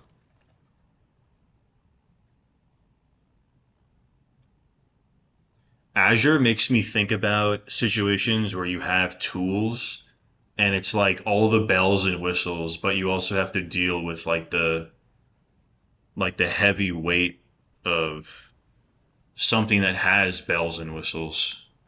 I feel like with AWS, it's like you create the bells and whistles from primitives. Fully containing the event bridge change. What am I doing? Where's the thing at? Did this just fail again, dude? I'm gonna have to end the stream very soon. I think it failed. Oh, it didn't fail? Oh, let's go. This is taking a long time to deploy, man. It's crazy. Maybe the next stream I'll fix how long it takes to deploy because this really like destroys the stream to have like a 5 minute deployment every time I want to see if it works. Pretty silly. I mean, if there was like a chat that was active, it would be cool, but it's like that's not real life. Send deploy data sync. Where are we at with this? Pushing, pushing, pushing, pushing, pushing. Oh, oh.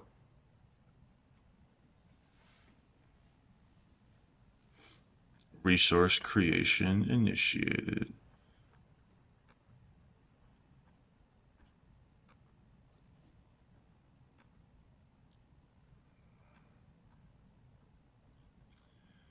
Yeah, that fix was it, bro. Initially, the AI tried to do everything in one file, and so it put something in line that's not supposed to be like that because it was like trying to make it one file. But then when that failed, the AI just simply was like, "Oh, this is the best practice. Is you need this other file." Uh,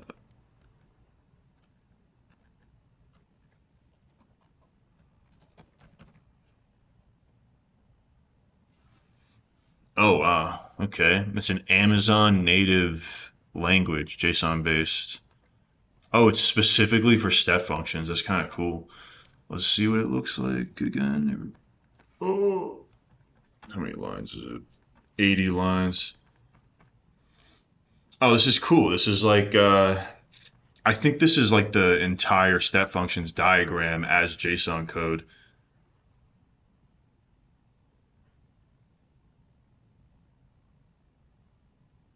Oh, this is sick, dude. This is actually so cool.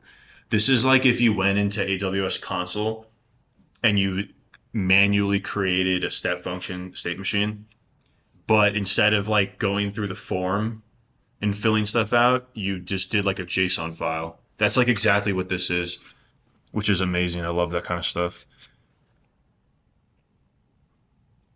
I was working at a company and there was this cloud machine learning engineer who she knew all of like the JSON underlying stuff. Like she knew how it worked and stuff. And I was like, whoa, people actually know how to like read JSON files on a cloud I mean, obviously JSON's not hard to read, but people actually like know what the things mean.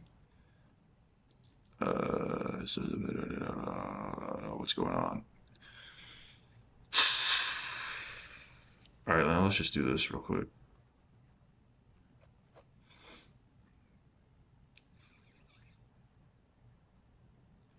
Oh, uh,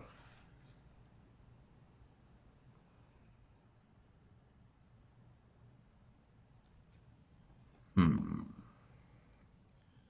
do.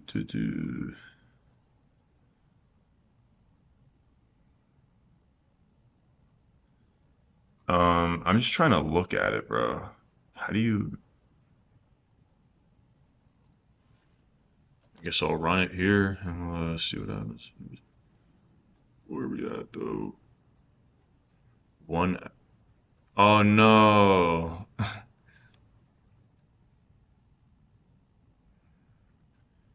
Okay, I gotta fix this. I gotta do the other thing now.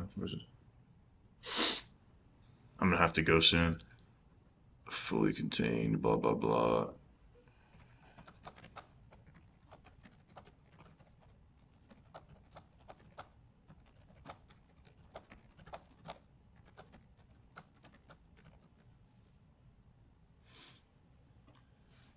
Oh.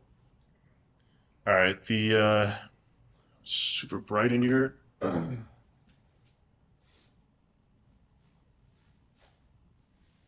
The manual resync is broken. So let's see. Oh, and I have to show it to it again. Silly, silly bot. Maybe I didn't do that last time. All right, here we go.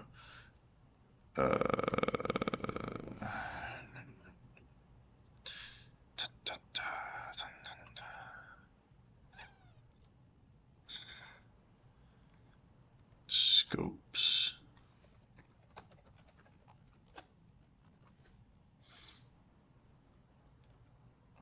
uninstalled.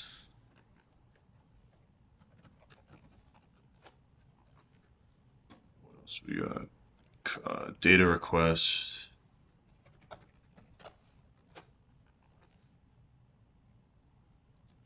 Redact.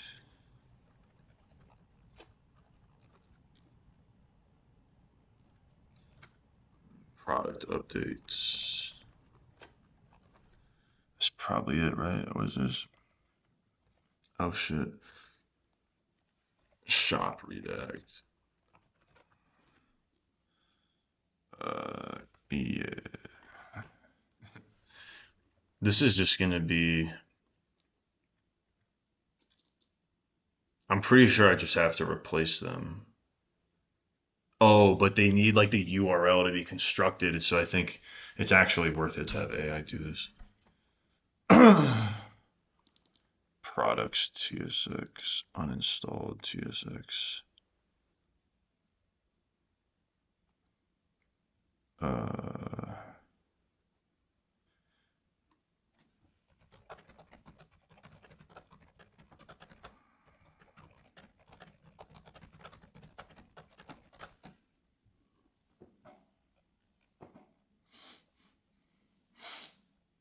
What's going on with this?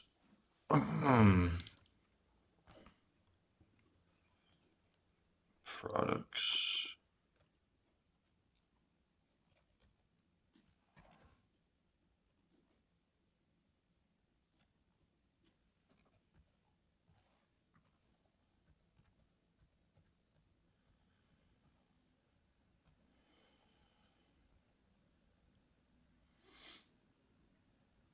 Yeah, that's basically exactly what you would expect it to be.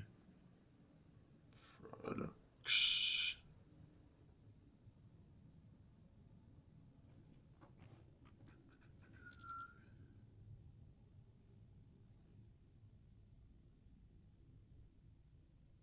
Wait, what?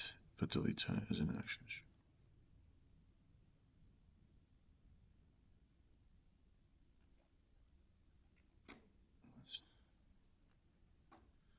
What the heck is this thing doing, bro?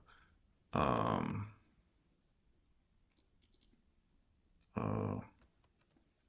yeah, this might be bad too. Oh, this looks like it's good. This one's already good. I fixed this one already.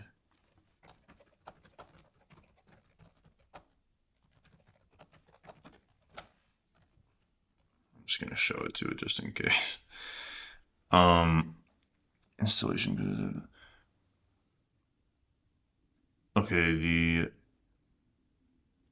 okay. For the uninstalled TSX, does it not need any edits at all?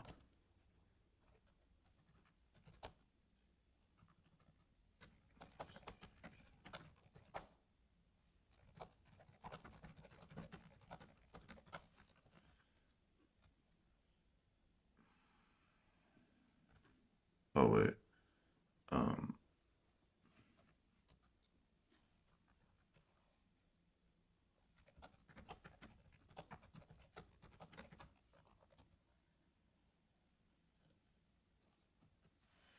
it's saying to add the uninstalled webhook to the trigger lambda, but that makes no sense to me because why would it resync on an uninstallation?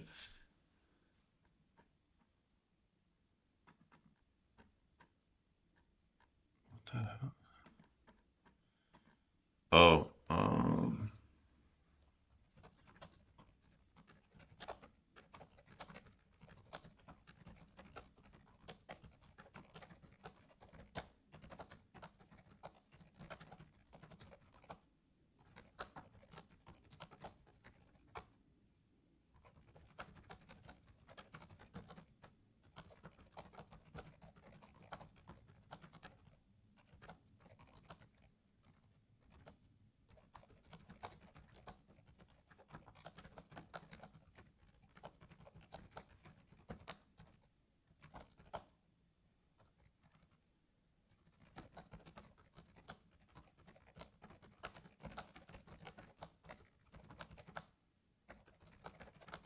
So the AI is suggesting to use the data sync lambda step function, whatever, as a deletion function as well.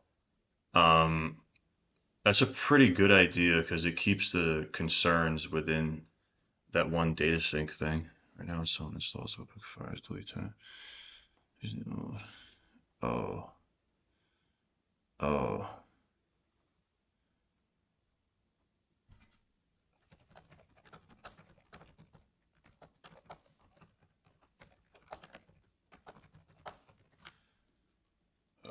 Trigger, where's that? Where did I put that? Trigger.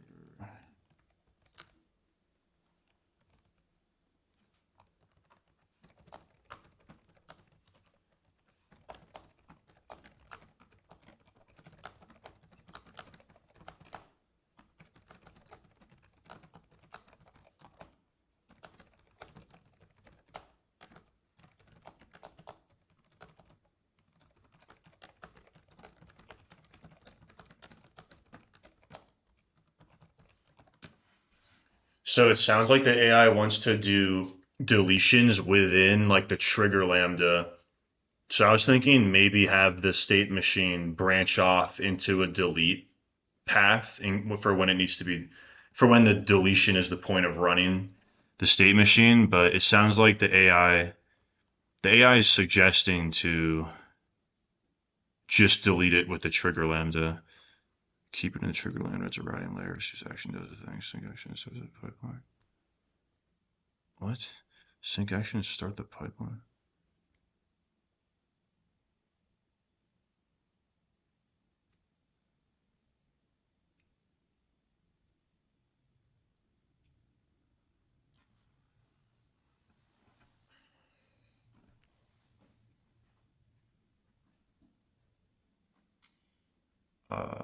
Checkpoint.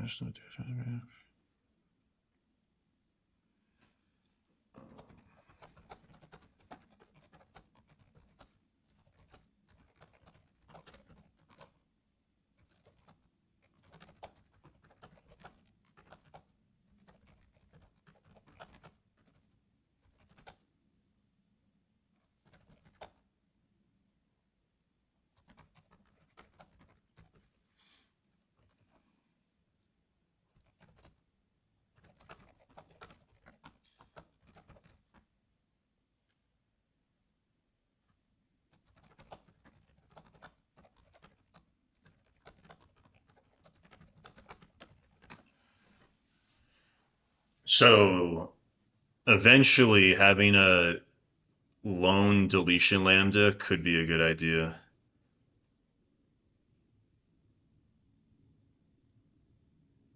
Delete data deletion request. It would have to hold the data for how long? And 48 hours or else I'm not in compliance with Shopify. So apparently Shopify has their own rules for deleting client data, the separate deletion lambda. Here's the addition for this.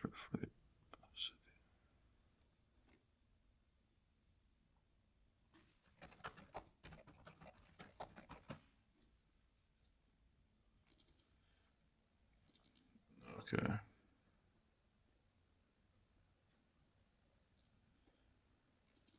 Just to record that deletion happened.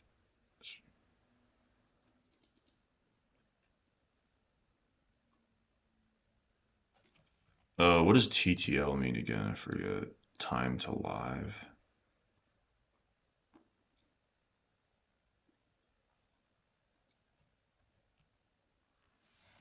It's like a data expiration thing. All right, so there's just two file updates, and it's like pretty simple what it is, and seems like it should work after that.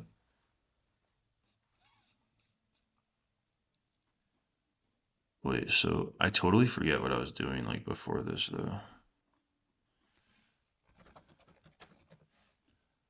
Bro, I should push this now, right?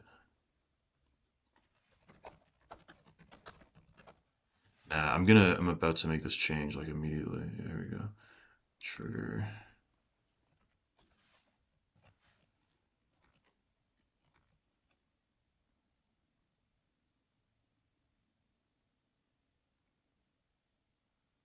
That's fair. That's a fair play. Uh,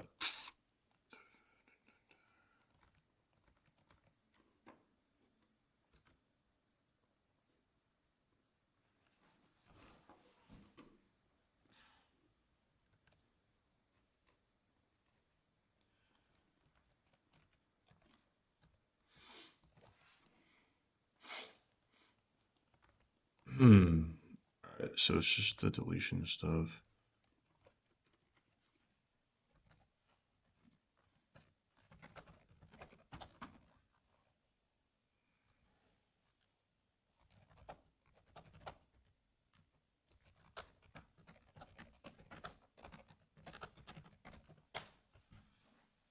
All right.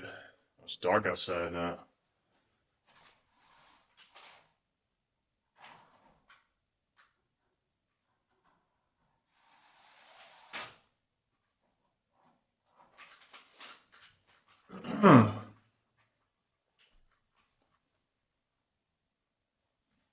This will take a while. I'm gonna get off the stream after this works. How long did this take? Oh my goodness, bro, this took 8 minutes.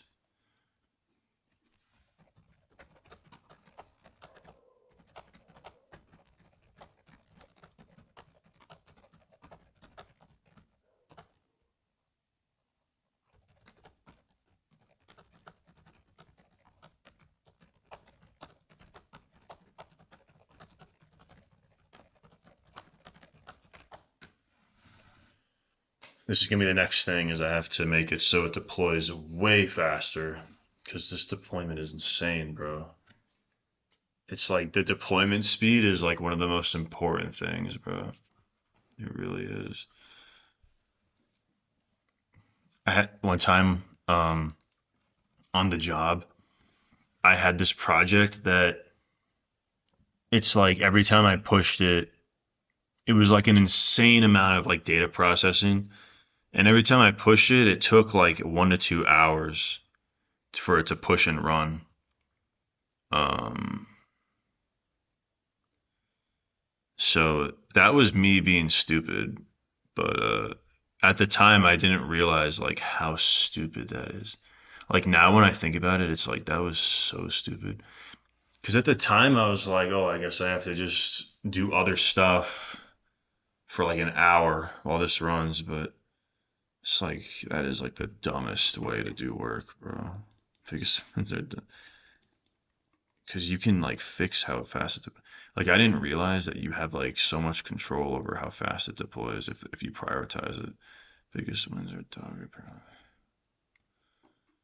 Okay, so let's see where it's at right now. It's probably halfway, maybe. It's about halfway. So let's just look at this while it builds.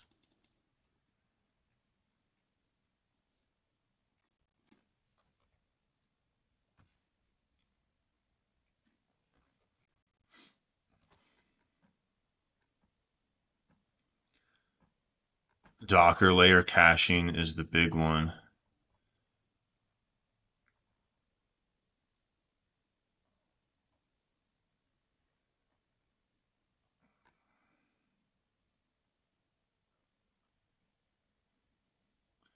So you can do stuff with the SAM stacks.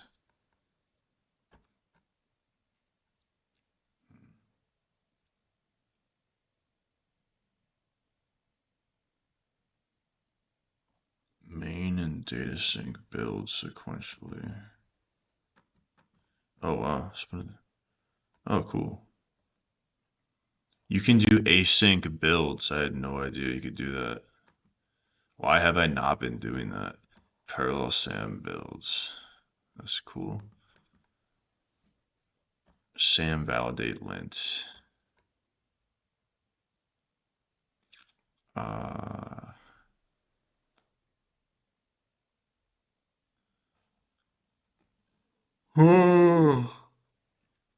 Yo, this is gonna save so much time. This is literally I could just generate all of this like immediately. I'm pretty sure. Remove Terraform, import step.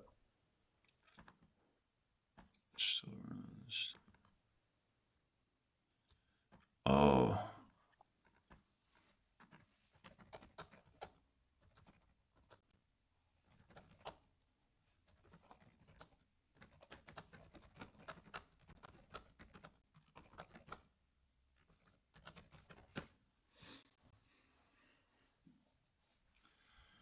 yeah, pretty much. I think like all of the improvements it's suggesting are actually legit improvements. Like a little bit of extra logic.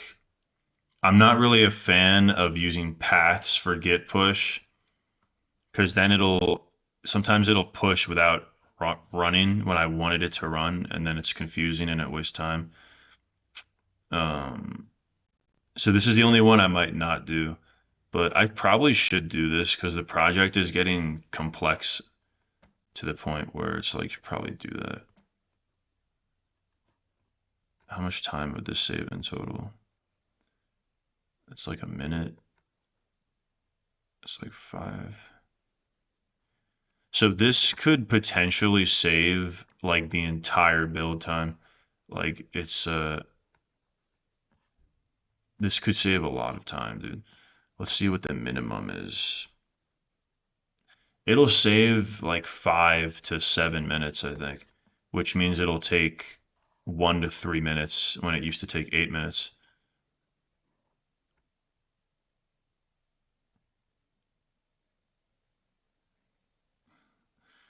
Now 4 parallel aware jobs. Oh my goodness, this is amazing, bro.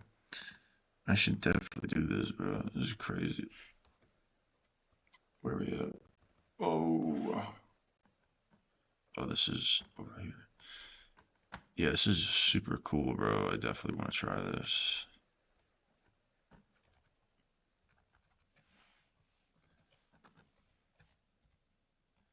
Wow, it did. It's not even that much more. It's only 31 more lines. That's like pretty solid, bro. Verify. Yeah, oh. Hey, 1 second. All right, peace out. Um, wait 1 sec.